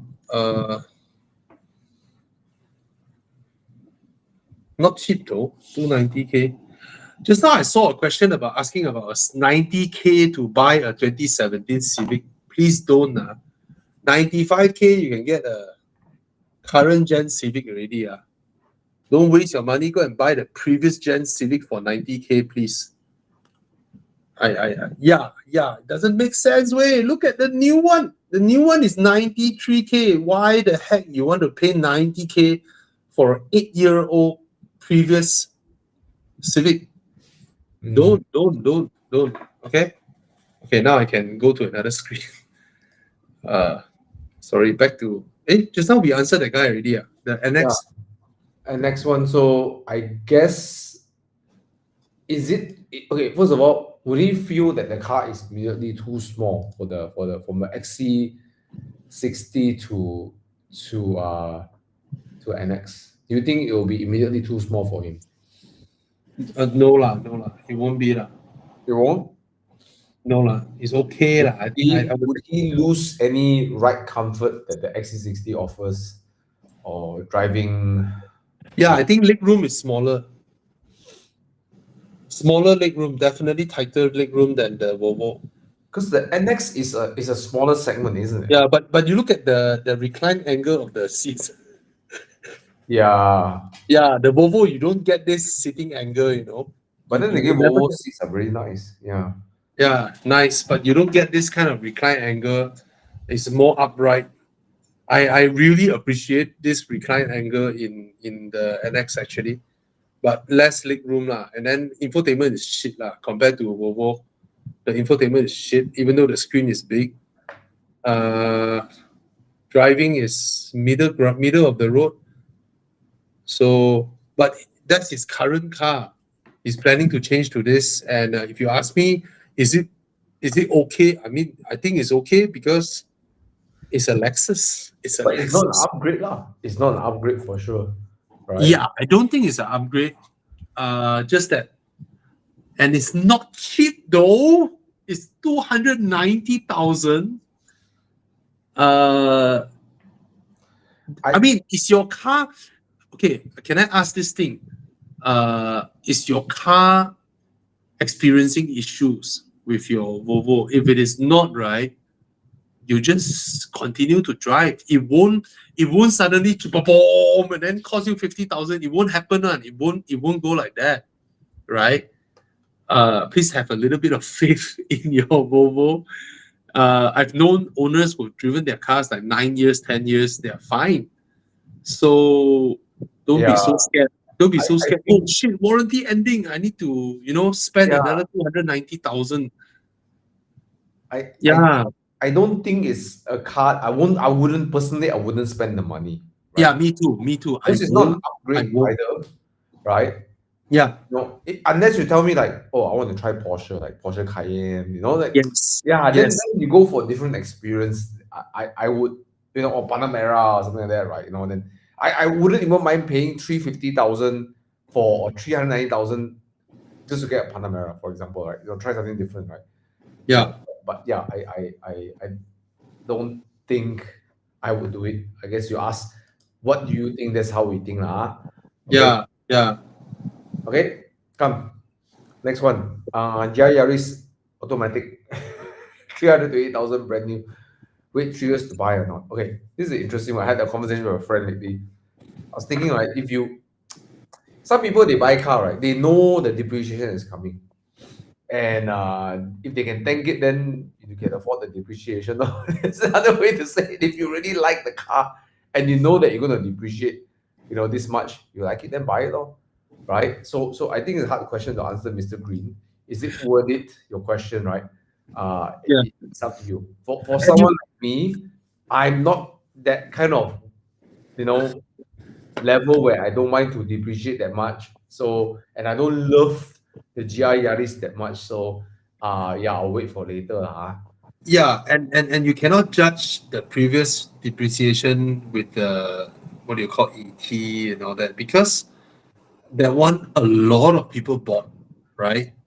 And a lot of them are really rich supercar owners. They just want a toy to experience because they heard so much about it. So all of them suddenly sell, right? So the whole market collapse. You cannot assume this current one will follow the same depreciation pattern. If it is that case, right, how big is the difference? If you think about it, right, how big is the difference between the so-called new GR Yaris versus the older one? If the difference is the difference worth waiting 3 years, is the difference worth 140,000? If it is not, you just buy the previous one and enjoy the car, right? Yeah. Because you're not even sure if you're alive in 3 years' time, right? We're not even sure if we are alive next week, right? Imagine next week, yeah, something happened. You're like, I haven't driven a GR Yaris. You know, it's like, fuck, Right. not worth it. So if you think clear, you clear your mind. Is it that big of a difference? If it is not, right, and you're ready to buy now with 180,000, then you buy the one that is 180,000 instead of waiting for 3 years, right? You wouldn't know what happened 3 years later. Maybe you less one leg, right? You have one leg lesser, then you cannot drive a manual anymore. We don't know one, right? So if it is not that big of a that's good. Yeah. If I Yeah, really want a Yaris, I'll just go for the manual one first. yeah. And then maybe I'll feel like, oh, I really love this car, then to get the automatic. But or maybe I don't like this car. Oh, Then 80 means auto. automatic, yeah. No, I just buy the manual. The manual is so easy to drive in the Yaris. It's super Yeah, easy. or Super maybe it's the duper new one, easy. Okay, regardless whether it's the new one or a manual or automatic, it doesn't matter. I agree, Bobby. Just get one, 180,000. That's what you can afford right now, or rather Yeah. you're comfortable paying right now. And I mean 180. I don't think this car will drop to like what 100 or 120 that quickly now, right? Yeah. This is where the car price, I think intuitively I feel it will sit, around. I was just buy and enjoy it right now, right? Versus And getting an MX-5. I mean, yeah, it's a nice car, but you sound like you really want it, go for it, yeah. and last thing, Mr. Green, the GR Yaris, right, is not a car that people will keep for a long time because it's very tight inside, very small, impractical, and it doesn't have a nice cabin. And then it's not a convertible, it's a closed up. So the only way for you to enjoy the car is to drive illegally. Or go That is the only way to enjoy the car, is to drive illegally. And even the manual, I would say you will get bored in 4-6 months, even manual. Auto, you get bored even faster. You know what? Because So go. yeah, it's just the legendary part of this car is solely the fact that people know it's a 3-cylinder and it's pushing so much power. Just imagine, again, clear our mind. Imagine nobody tell us the car is 3-cylinder and all the reports say this car is a normal 4-cylinder engine car producing close to 300 horsepower. Will it still be that legendary? It will just be like a Golf R, right? So the legendary part of this car is the fact that we know it's a 3-cylinder. Hence, of course, it drives really well. It's fun. And then the creation of it is from some rally thing. The whole story around it that hype it up. But mechanically, I mean, it's still a fun car to drive, but I wouldn't say it's worth waiting 3 years for a car that you will get bored in 6 months. Yeah, and you know what? I know now the third person I know that drives a lot of sports cars, like Cayman, GT4, Lotuses, whatever, who bought the GR Yaris and immediately after driving for 1-2 weeks, put it back on sale. Mm. that's the kind of what I think to sort of like echo what Bobby says about how this car may feel like you be something you know. Okay, these are people who have a plethora of selection. They don't Yeah. care, right? Mm. So after they tried that 1-2 week of GI Yaris, they know that it's not something worth keeping. People who buy GI Yaris as their only weekend car, they keep driving because that's the only weekend car they have, right? You know what I mean? But for Yeah. people who have 2, 3, 4, 5 sports cars, right? The GI Yaris is something they buy, enjoy it, sell it, you know. So yeah. At 180,000, bro, you don't have to wait for it to drop to 180,000 for the automatic. Just buy and enjoy it. It's a nice car to drive. It is Yeah. so easy to exploit all its performance, but that's also the part where people felt that there's nothing more to exploit, nothing more to explore, and then they're like, okay, I'm done with this car, sell. Yeah. Yeah. Okay. Tim Hien, girlfriend asks. Eh, where's that? Thank you. Thank you. Thank you. 799 Aussie dollars. Okay. SUV crossover 250 300,000. Parents love her a lot. Of course, parents love her. I just read it 2 times. I'm like, did I read it right? I thought I had 2 beers already. I'm like, well, I read it wrong. Thinking of Lexus NX 350H. She likes it. The X1. Any recommendation? I think the Lexus is a nicer car lah. Yeah, but if she likes the X1, Yeah, lor. does she like the Mini? Because a lot of girls like Minis. Yeah. I think the Mini Countryman is more, the infotainment is more fun than the X1, seriously. The looks maybe at first is like, ew, why so boxy like that? But it's genuinely enjoyable. Talking about the newest. Yeah, the newest Mini Countryman. I don't like how it looks at first, but after spending some time with it, I find that it's a spacious car, comfortable. The infotainment is so fun. Yeah, exterior just doesn't look as nice as the one you have, lah, Thomas. But I like it. But it's a lot more expensive than the X1. Lah. Yeah. The Aceman is very uncomfortable. The Aceman. I think. Well, if she likes the X1, if the parents love her so much and get the X1, no? Oh, she don't like the Mini. Okay, then parents don't like the BMW. Well, then the question is, does the parents love the daughter or don't like BMW more? Yeah, but if she likes the BMW, it looks like a younger car. The X1 looks like a younger car than the NX. But the new NX actually is a looker also. What? Hey, NX damn expensive way. It's like close to 400. It sounds like Tim Hien is from Australia, if I'm not mistaken, but I think in Malaysia for sure NX will hold value better. NX has this stupid way of holding value. I don't understand why. Lexus, bro. Lexus. They hold value. But I like the new X1's look. I think is yeah, I like it as well. The new X1. See why people like the car, you know. Yeah. Okay. X1. So yeah. Hey, shall we go do As My Car soon? It's getting 10 o'clock already. Oh, do we have some that we can fire over? Yeah, guys, if you have any questions we missed, just dump it in. Then we try to answer as much as we can. Right? Yeah. One guy asking Model Y over Chinese BB. I'll buy the Sea Lion over the Model Y, even though I prefer how the Model Y looks. That's it. I only like the Model Y's design outside. I don't like its interior. I don't like the. Yeah.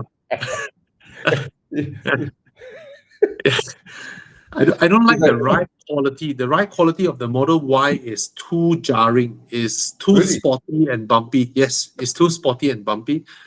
The Sea Lion is a superior car over the Model Y.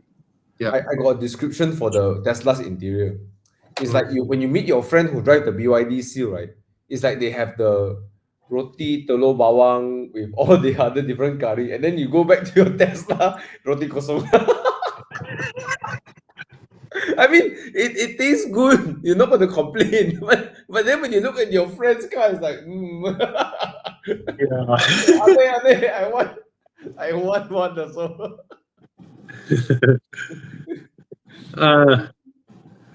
Yeah, Model Y, it drives really well. The Model Y drives very, very sharp. It drives sharper than the Sea Lion. Very sporty suspension. I've Yeah. never driven the Model Y, but one thing I like about Teslas is the steering is so good. Like Oh, yeah. who made the steering? Like for me, it's like BMW could learn from them. Like Yeah. that's Proper handling. Proper handling. right. And it's like it's not just about sporty, it's like intuitive. The ratio, slow Yeah. speed, high speed, the way it points when you go is like, this is more intuitive than the BMW. It's like, wow, right? Mm. Lovely. Wow, this one interesting, bro. FD2R or GR86? GR86, right? Okay, if it's my only car, right, then GR86, right? Yeah, I will If go it's with GR86. my occasional weekend car, fucking FD2R lah, bro, right? Actually, Yeah. No lah, GR86. maybe I'm at an age where I prefer a good chassis, a really good chassis more than I wouldn't mind losing the engine's character to have a really nice chassis. So I would go for the 86. So there's a difference before you get the car and after you get the car. Okay. Now, if you buy the FD2R now, yes, you will enjoy the raw feeling, the VTEC thing. But once in a while, when you saw a GR86, let's say your friend has one, and then you come for our morning drive, then you all park your car, open the door, and all that, right? You will feel that, maybe, But if you bought the GR86 and then you saw a FD2R, let's say your friend let you drive for a while, and then you will feel that, okay, luckily I picked the GR86. That means, right, as good as the FD2R is, versus a GR86, a modern current generation, properly set up rear-wheel drive car, right, that it becomes a thing whereby, okay, you occasionally you get the chance to drive an FD2R, enough already, compared to owning it already. Because once you own a car, right, you will settle in, that excitement gone, and then you see a GR86, that gap of feeling, wow, what if I should have, what if that feeling is much bigger than if it were the reverse, that you got a GR86, then you saw a FD2R, then you go in, then you try it and all that. Yeah, you trust me on this, you just go with the GR86, and whenever you saw a FD2R, if the guy willing to swap cars with you, let you have a joy of the VTEC opening at 5,500 RPM, then it's enough already. The GR86 is the better car at around this price point now. About 160, 170K, right? It's the better car. I had a talk with a friend also who talking about like what car below 200K, right? I think the GR86 is such an accomplished car. It's so exceptional value now. And I mean, just think about under 200K as a sports car. I mean, the M2 got more power, for example. But the GR86, the one that I want to keep driving. Yes. Like if I go to Sepang, for example, I will whack and whack and whack and whack, and I'll come back and whack again. Bro, I'll take the GR86. Let's say if now there is a Supra 3 liter at the same price as the GR86, right? 170K, right? I will still buy the GR86. I mean, okay, put money aside. Let's say I got it's budget. The best GR out there. Yes, I mean, let's say GR86 at 350,000, whatever, or GR86 at 180,000, or what? I will still pick GR86. Yeah, I will pick the GR86 over GR Yaris. Yeah, the way the rear and the front axle moves is really good lah.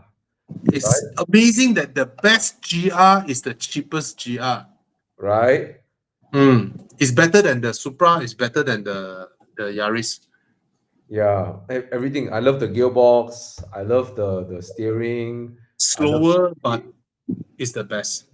Yeah, and that feeling where you carry a lot of speed in and out the corner is like, whoa. Yeah. Yeah. It's a car that I can drive flat out at Genting. It's so Hey, nice. you know, I took my Alpine to track recently, right? I did a 236, right? Mm, And someone drove a GR86 that a bit is modified lah, with RE71 RS or whatever, or I don't know, Nankang or whatever, Mm. CRS. He did the 235, right? mm, 1 second faster than my Alpine, right? Mm. It's a fantastic car, right? Yeah. Fantastic GR. Of course, the driver is pretty good as well, lah, you know. So hats off to the driver, you know. Yeah. But that's a GR86, right? It's such a good car, such an accomplished car. Darren. Darren, go ahead. You've had enough with the FD2R, so go ahead. Get a Right. GR86. Keep it as a good Okay. memory, right? Yeah. Right. Anyways, Thank you, Jeffrey.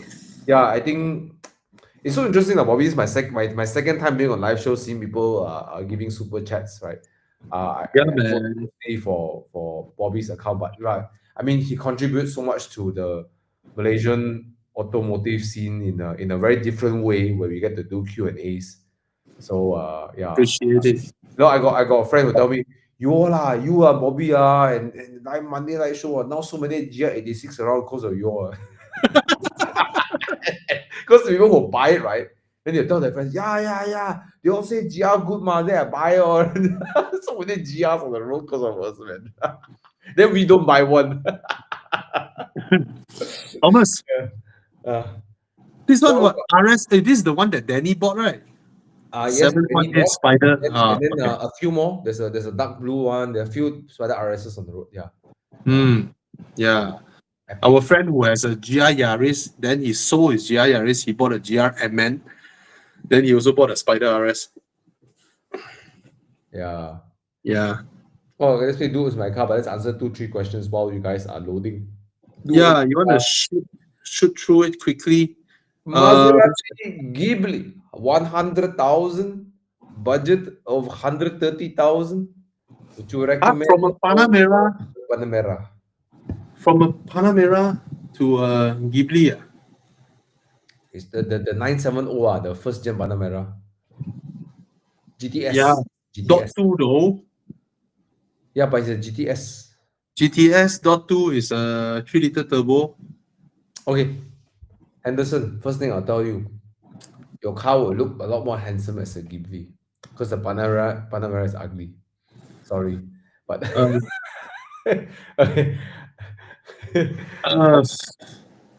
No, I've driven the Ghibli, and I don't think it drives better than the Panamera. That's the first thing. Does it sound better than the Panamera? It sounds better than the turbocharged GTS. If his GTS is turbocharged, I think it's turbocharged. His one is still V8 or. So if you're thinking of downsizing, cheaper maintenance, cheaper everything, cheaper road tax and all that, probably you can go with the Ghibli. Cheaper maintenance? I'm not sure, but Italia. so if his GTS is the V8 one, he wants to downsize, then probably okay lah. But I'm not that amazed with the Ghibli's drive anyway. But it looks amazing, looks nice, sounds good. Cheap now, it's like 100K. Okay choice, or I would say it's an okay choice. But I don't have other alternatives for you. I know what type of owner you are, right? You want exotic cars, you want to try something different. So Yeah. go ahead, lor. I think go ahead, lor. I mean, it's something different anyway. Can you imagine the car was selling at 800,000-900,000, just like Planning to add another car. Okay, buy lah. So how does it compare? I don't think it drives as good as a Panamera. It looks good. It's maybe for fun. You spend 100K on it and then run it. Okay. Okay.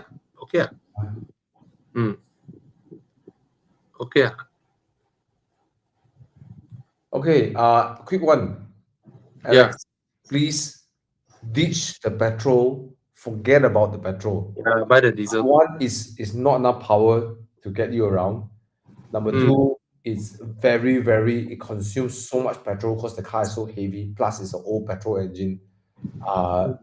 Yeah, so Alex, just forget about the petrol, go for the diesel. The 2.2 diesel is a fantastic powertrain, for its economy, for the car's weight, and yeah, just the car needs the torque, man. It's not a light car. It needs the torque to move around. Okay, so Alex, please go for the diesel version. Yeah. Okay, I'm just gonna shoot through quickly. One guy on a Porsche Cayman 2.9 buy. At this price point, buy. Bobby, I got a 335i. Should I get a GR86? Yeah, you should.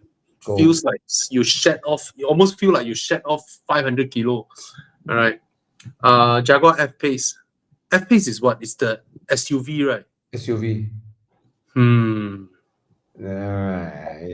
Yeah. Interior is crap. Exterior not bad. Interior is crap. What's the price?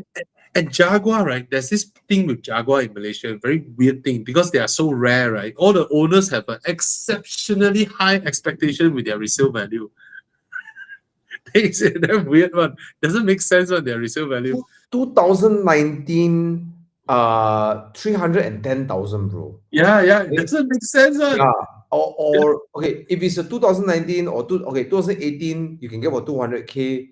Bro, I would just skip all of this. I'll go for even a 2017, you can get a Cayenne, right? Yeah, get a Drives Cayenne. better, more reliable, easier to liquidate. There's Yeah. so many things going well for the Cayenne. Yeah, you just feel it's more. You feel it's more exotic. But really, when it comes to selling it later or maintaining later and drive, I'll go for the Cayenne. Yeah, no, go with the Cayenne, because and then the F-Pace interior is bad, man. It's Right. really bad. And it will age Bad. poorly. It looks bad. The infotainment is, Yeah. Just the exterior looks good. The exterior looks good. And Jaguars don't drive bad. Jaguars don't drive bad. Exterior, I'm not sure. It's like they took the F type and then they just enlarge it into a SUV. I'm not a big fan of that. Yeah. So yeah, hello sir. Forget the F type R. Yeah. Go for the just go for Cayenne anytime. Thank you, Anil. Another guy asking on FL5, just buy. It's a very accomplished car, comfortable. Everything is good. Cayenne or X5, which one better? I mean, a lot of us will buy the Cayenne, but the X5 is a little bit more comfortable than the Cayenne in terms of ride. Okay, it rides more pliant than the Cayenne. That's it. Yeah. But not something that you would like. I'll choose the X5 because of that. Right? You don't mind that little bit less comfortable for the Cayenne. Yeah. Okay. Living in Germany, looking for a B9, A4, A5, E-Class coupe. Not sure which engine. Wow. The more reliable one should be the E-Class coupe. Yeah. And then I'm not a diesel fan, but I know in Germany most people would go with the diesel because your diesel quality is very high and you get good mileage. So probably, diesel for you guys in Germany. All right. Is better too, for sure. Yeah. Akbar asking about CRV hybrid. I think just go with the normal CRV. J7 PHEV. I'm not sure about long term, but I'm blown away with the PHEV. Okay. GTI 2024 A250. I prefer the A250. Honestly, I don't like the steering of the GTI pulling me here and there. It's that weird. Yeah. Okay. All right. Let's go into View Where's My Car. Guys, scan the code. Guys, if you enjoy the whole evening so far and you want to contribute and show your thanks, one way you could do it is, you can go to Bobby's channel, do a super chat, whatever amount. Your channel, have you enabled super chat? I don't think so, but anyways, I'll turn it on later. But yeah, you enable it lah. It feels good, right? It feels good. It feels good, and like we've been doing this for remember 5 years. 2020 during COVID, I did do Where's My Car, right? Yeah. Top Gear, yeah. And then Tana is here. And then we've evolved to to this today. Yeah. 4 years, wait. 2011, 12, 13, no, 21, 22, 23, 24. Man, we're coming to 5 years doing this, man. Yeah, Right. man. So, 5 years. so guys, if you ever enjoyed it and you got value out of this, it really is a great feeling to know that you guys appreciate us that way. Yeah, thanks for tuning in. The least you don't want to give that, at least help us share with your friends. They come and join the debate, like, comment, any reaction will help, right? Okay. Can you imagine, Thomas, when we started doing this live show, right? It was the previous 5 Series facelift launch. Yeah, And then now it's another 5 Series already. yeah. Yeah. W1. Wait, wait.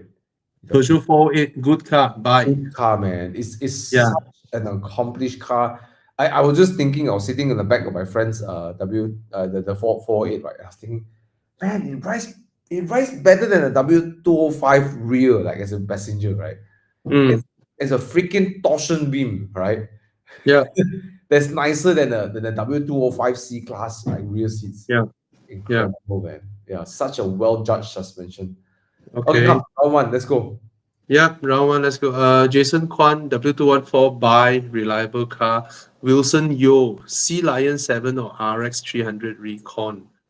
But granted, the Peugeot, if you have to spend time to love it. Anyways, Sea Lion. Okay. Sea Lion, yeah. Okay. If you buy it for reliability and long term, you don't want to have any headache, then you go for the RX 300, the predictable car. But Sea Lion is good also there. This is the one time we can answer people, the other car has lower maintenance cost than the RX. Because nothing to maintain. Suddenly I'm thinking like, yeah. Right. Jack Ma, don't buy the diesel of Mazda CX-5. It's not reliable. Yeah. Get the And petrol it's not version. as efficient. Yeah, just go for the 2.0 if you want efficiency. Yeah. The diesel has problems. Don't buy. And it's not efficient. They lower the compression ratio to stop some sort of emission nonsense. But yeah, a lot of people reported to overhaul their diesel engine for some reason. Yeah. Okay, Danny, get the Alfa Romeo. Get the Alfa Romeo because both cars have. XF. XF is comfortable compared to Giulia. All right.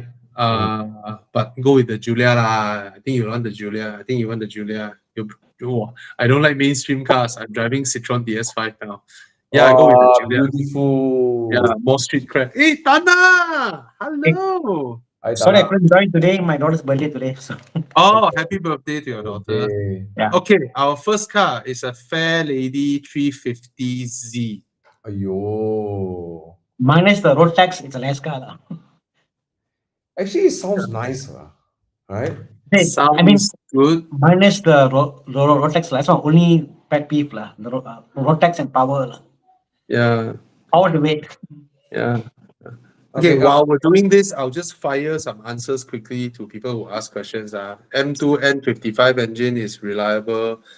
Mercedes-Benz W209, reliable. Okay lah, but already lah. Okay, come. What's the next car, Jiang? 54,000. Guys, scan the code. Audi GT. Ooh, Audi. Oh, S5. I'll go with the S5. Yes. FSI. Uyo. 4.2. I'll go with the S5. Yes. Wait. You know what? I'll go for the Fairlady, but Yeah. I think I'll go for the Fairlady, Bobby. Yeah, you're right. S5 is a bit mainstream. The 4.2, the V8 is not that powerful. And then, yellow. okay. medium. If you look at the Fairlady as a car you own 3 years, then you drive it to scrap, whatever, right? Just trash the car, slide it, and then whack it to Ghana, right? I regret my vote. Crazy, And Thomas, the 350Z got a lot of things you can do to add power to it, turbocharge, whatever. There are options available. So, the Fairlady looks good. Straight pipe the bugger already, then this straight pipe make the exhaust sound damn loud, right? Like Lala Chai like that.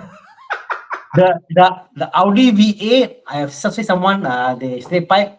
It feels like bocho a bit like like You know what I'm thinking, Tana? If I buy the What? fan V, right, I can go and join the JDM crowd. I buy the S5, right? I don't have people to join. you buy the S5, then you see the 3.0 overtake you. Overtake me, then I couldn't chase him. You're like, I paid Rolex so much. 3.0 overtake me. Hiya. Hiya. Hiya. Uncle Roger said don't buy, you buy also. Yeah. Okay. I go with the fair lady. What's the result? Come. Aiyo, S5 order. Audi. Okay, come next. Round 2. Okay. Let's go. Round that- 2. Did that light come with that generation? BMG. Do I see a dual clutch? What were you asking, Tana? That Audi S5, did that come with that headlight? Nope. He changed No, right. the headlights. Yeah. Exactly, they changed it, yeah. Yeah. Okay. 330i. Thank you, Danny. Come and join us once you bought your Alpha. Hmm. Go for it, bro. Okay, Okay, what? 330i. Okay, my answer is 330i. I don't Okay, care what's the next car. But wait, Yes. let's think about this. What could Oh! what could Chiang? I knew Chiang one. What could Chiang throw at us? Oh! I go for the Alpha! Hey, Bobby, Alfa you Romeo! cannot change mine, you already locked in, No, I haven't bought. I'll go with the Alpha. I'll go for the Alpha. Even though the BM is the better car, but I'll go with the Alpha. Hey, do you think the Alpha is one of those cars, right? In person, it actually looks really good, right? And Yes. so nice, right? Yes. It's gorgeous in person. Danny, this one is specially for you. Giulia Veloce.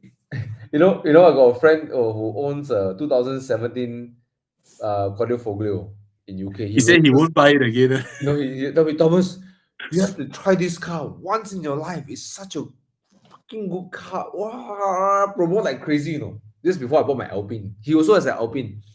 And then he said, Thomas, you must try, it's so good. And I said, okay, what happened to you? I sold it. Would you buy it? No, never. Would you buy it back? Never. I'm done with the car. He owned it for 3 years. And then he's like, that shit. Bobby, I also own an Alpha. Till now, the car never been driven. What idiot? What did this all not to me? I heard the previous owner driven it at least 3 times. Yeah, the previous owner also said, Bobby video also nice, Until now, I never drive the car.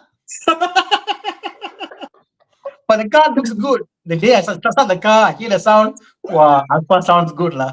Thomas.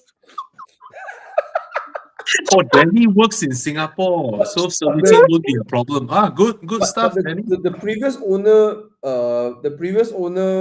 lost a lot of money, So, Hey, poor best guy. part, I called the previous place owner.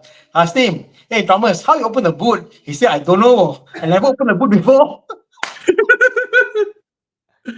Anyways, I would pick the Giulia Veloce. It's such a handsome car. Yeah, bro. Yeah, Looks very me good, I'll pick the Giulia as well. Yeah. Well, I shoot off some answers here. RS 300, just get the luxury version. GS 350, worth it. Yes, buy. What else? Just quickly help some people. GT86 and GR86, the price difference, is it reasonable? Yes, very yes. Buy the GR86. Okay. I suspect the GT is gonna drop price like mad. Soon the GR becomes mainstream, the GT gonna drop. Yeah, the GT will drop because last time I said just buy the GT lah. How much better can the GR be? Wow, the GR is a lot better. It's a lot better. I can foresee the GR coming to 140 or 50 range. Once it hits that, then the GR you're gonna get the GT is gonna get sub 100 already. That's it. Already sub 100. Already sub 100. Then gone lah. Already sub 100. Possible. Okay, what car is this? Has the GR badge there? Corolla. Oh, GR Corolla. What's the price now? Corolla. 250. I think it's Magen. Your feeling is What's the next? What's the other car? But FL5. FL5. No. What the heck is this? Mitsubishi. Oh my god. What happened to Evo 10. What happened to Mitsubishi, right? Right? Wow, he's asking 280,000 Evo 10. Okay, the GR Corolla has a bit of that old school mechanical LSD 4-wheel drive feeling, right? It does have that, right? You know, the turn and punch the car kick you and you punch the car, you know, like it is okay. I've never driven the Evo before, but based on how people tell me how the Evo drives is like that. Yeah, You have to wrestle the car, you know. I sat in the Evo 10 before, long time ago. I remember what it was turning on a dime. The way it turns on a dime, you know, it's very, I mean, for the time, but I guess then till now, the lighter body, the GR, no, I'm not fancy of any car, but I guess the Evo is some legend credit to it, like, you know, but looks wise, Tana, you drive this car, people come to you. Hey, your lesser. Inspira where you mod one Yeah, lor. You know, the problem with the Evo 10 is when you saw a Evo 9, you will feel inferior. Yeah. That's the problem with the Evo 10. Yeah. All right. The Evo 9 is, my God. Mm. So, I'll pick the Corolla. lah. Yeah, I wish Yeah. it wasn't a Corolla. I wish it was a Yaris. But Yaris is a lower price package. Yeah, Go for Yeah. Corolla. Corolla. yeah, I'll go Corolla. Yeah. Jeffrey asking BMW 1 Series for daughter. Worth it? Yes. If she likes the car, go ahead. Get the please don't get the 3-cylinder one. Get the Yeah. 1. The I 1.5. wouldn't buy the 1 Series, Thomas, honestly. I find the 1 Series all are problematic. Engine wise, driving wise. Interesting question. Okay, Jeffrey, probably you want to get a Mini for your daughter. Yes. Yeah. Okay. I saw an interesting question. Would you buy a FK8 or a current Golf GTI? Golf GTI anytime. Golf GTI lah. Golf GTI, I don't like the buttons, but it is still a nice package put together. I don't like how it drives. I can live with it lah for daily. The whole artificial pull-in thing is damn annoying. Don't think of it. You say daily Yeah. drive, but you Yeah, say daily drive. drive. Then of course FKR law, right? Yeah, I prefer FK8. As much as I don't like the car, I prefer it over the Golf GTI because I just don't like how the Golf GTI drives. It's artificial. It's capable, it's comfortable, but I don't want you to do it for me. Why you pull the steering for me? That weird. I think if it's a Mark 7.5 Golf GTI, happy to drive it every day. Yeah, but it's inferior in every way to a FK8. For sure. Mm. Go, Eric, go. I got one suggestion to you. Look for a 4-door Megane RS280 Cup. That one can daily. Yeah, that's nice. Okay, what's the next car? Come, last yeah. one. Before we sleep, I want to go KO already. Okay. Okay. All right. Come on, something round happy. four. Round four. McLaren! Oh, I-70!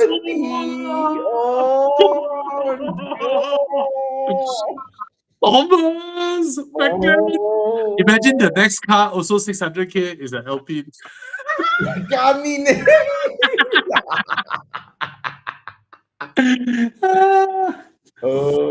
I want to see Thomas defend the Carrera. Porsche. 991.2 turbo. .1. McLaren, no fight lah. Yeah.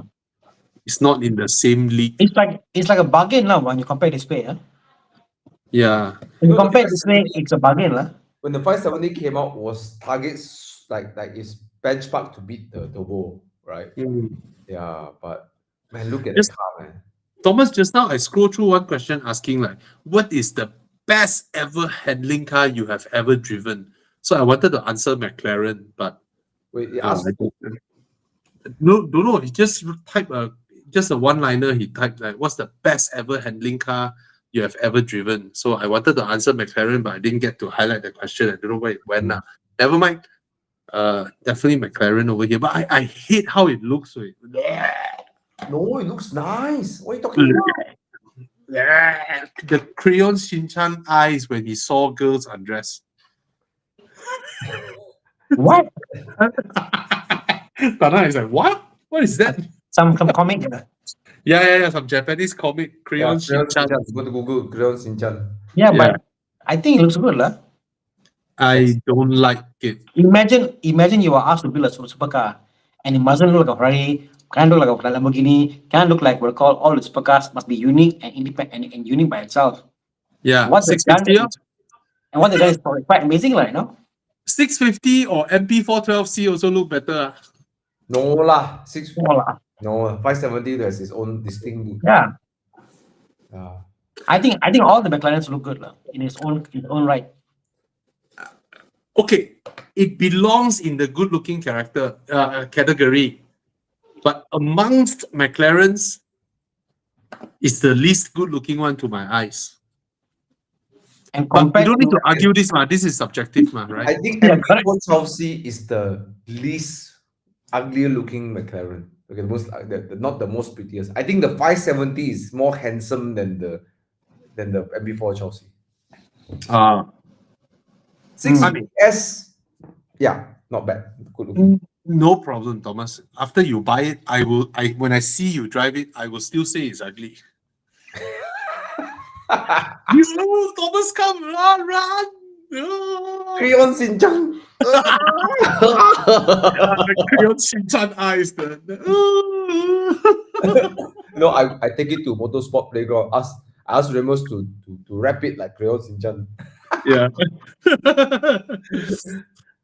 But yeah, I think the McLaren, I mean, it's such an amazing car to drive. I mean, I've driven it for a short period of time, but it took me 5 minutes to have such a strong impression on the car. More so, McLarens are another level. McLaren, they just operate at another stratosphere compared to the others. McLaren is Lotus on steroids. another level. McLaren. Lotus on Really? steroids. and I'm quite yeah. surprised the level of comfort. It doesn't sacrifice comfort. It's They still are the comfortable. most comfortable supercars out there. They are Yeah. the most. Yeah, Yeah. the kind of comfort level where Porsches would struggle to find. In Cannot fight lah. Porsche Like cannot fight. the like GT3 RS gone lah. All the GT cars from Porsche gone. The comfort is out the door. Just for performance. McLarens eat them for breakfast, and yet it's comfortable. It's dailyable. It's fantastic. You know, How they do it. You know, If they don't Marcus break down, Chai- if they don't remember break down, Marcus Chai from McLaren, right? Yep. He took the 720S on Sepang. Mm. And of course, Marcus Chai is a really good driver. He's like, Yeah. he used to race, right? And he did a 217 on a stock McLaren 720S. Now, it sounds impressive, but remember, 720S is a road car. 720S is a road car. It's not a Yeah. GT3 RS. It's not some Yep. crazy ass Performante or what crazy version. It's just the street version of it, right? Yep. And the equivalent price you can buy a GT3 RS or something. A street car going faster than the GT3 RS is insane, right? It's crazy lah. The McLarens are amazing. Imagine the long tail version. Whew. Oh yo, the LT side. But the Porsche can do 40 laps in Sepang, then go home. Super reliable. So But for Yeah, people who buy the McLaren is different level, ma. different level, right? Different level, correct. Yeah, but okay, Nana, even you got one choice as your supercar between a GT3 RS, 991.2 versus a 720S. Which one you pick? Without a doubt, it's the McLaren. McLaren, right? McLaren, Yeah. right, Bobby? Because McLarens are, I find that some brands they push beyond their point. Like Mercedes, push beyond Yeah. their point and they build AMG GT, whatever. Yes, it's a fantastic car, beautiful car. But no matter what's said and done, it can go for supercar event, but it's still a Mercedes. Where else, McLaren just belongs in supercar. Like I'm home, A Porsche, no matter how good it is, even if I buy a current GT and drive, then suddenly you got a McLaren. McLaren feels like home. While the Porsche, I must say, oh, this is a Carrera GT. You know, this is a very rare car. You need to something to belong there. But yeah, lor, McLaren just belongs there. You know. McLaren No looks fight. so good in papaya orange. Oh. Yeah. Bye. Okay. Yeah. Anyways, guys. Okay, McLaren won here, I guess. Yeah. Landslide And close. last Although- answer to Although on the Art highway, the turbo will whack the McLaren on the highway. Evo Enduro turbo will go woo, disappear already. Yeah. Okay. The last guy who asked the question, 3:30i. Okay. So guys, Mm. mark your calendars on the 7th of June evening. Okay. Reserve your calendar 7th of June evening for us. We're What's gonna the date? organize a big car meet. What's the theme? The theme is have fun. Come meet people, have fun, got things to Classic makan. car, any car. Yeah. Where will be? We will announce soon. We cannot announce yet, but we will announce soon. All right. Stay tuned. Follow Horizon. Follow our updates on IG, on TikTok, or whatnot. Okay. 7th of June, we're gonna have a big gathering, and let's have fun. Okay. Bring my cars. All right. Yeah. Just bring your cars and have fun. Okay. Will do. I bring my mini classic. Oh yeah. All right. guys. I'm gonna All go. right. Good night. Thank you, Bye, Tana. Thank you, Thank you, Dana. Thomas. Thank you, everybody. See you next week. Guys, I really Thank you, just Chiang. let's give a big thank you to Chiang. He's always like behind the scenes. Yeah. Thank you, Chiang. Chiang, hey, bring his face out. Yeah, where's Chiang? Always hiding. See, kanina, he really go straight to this one, really.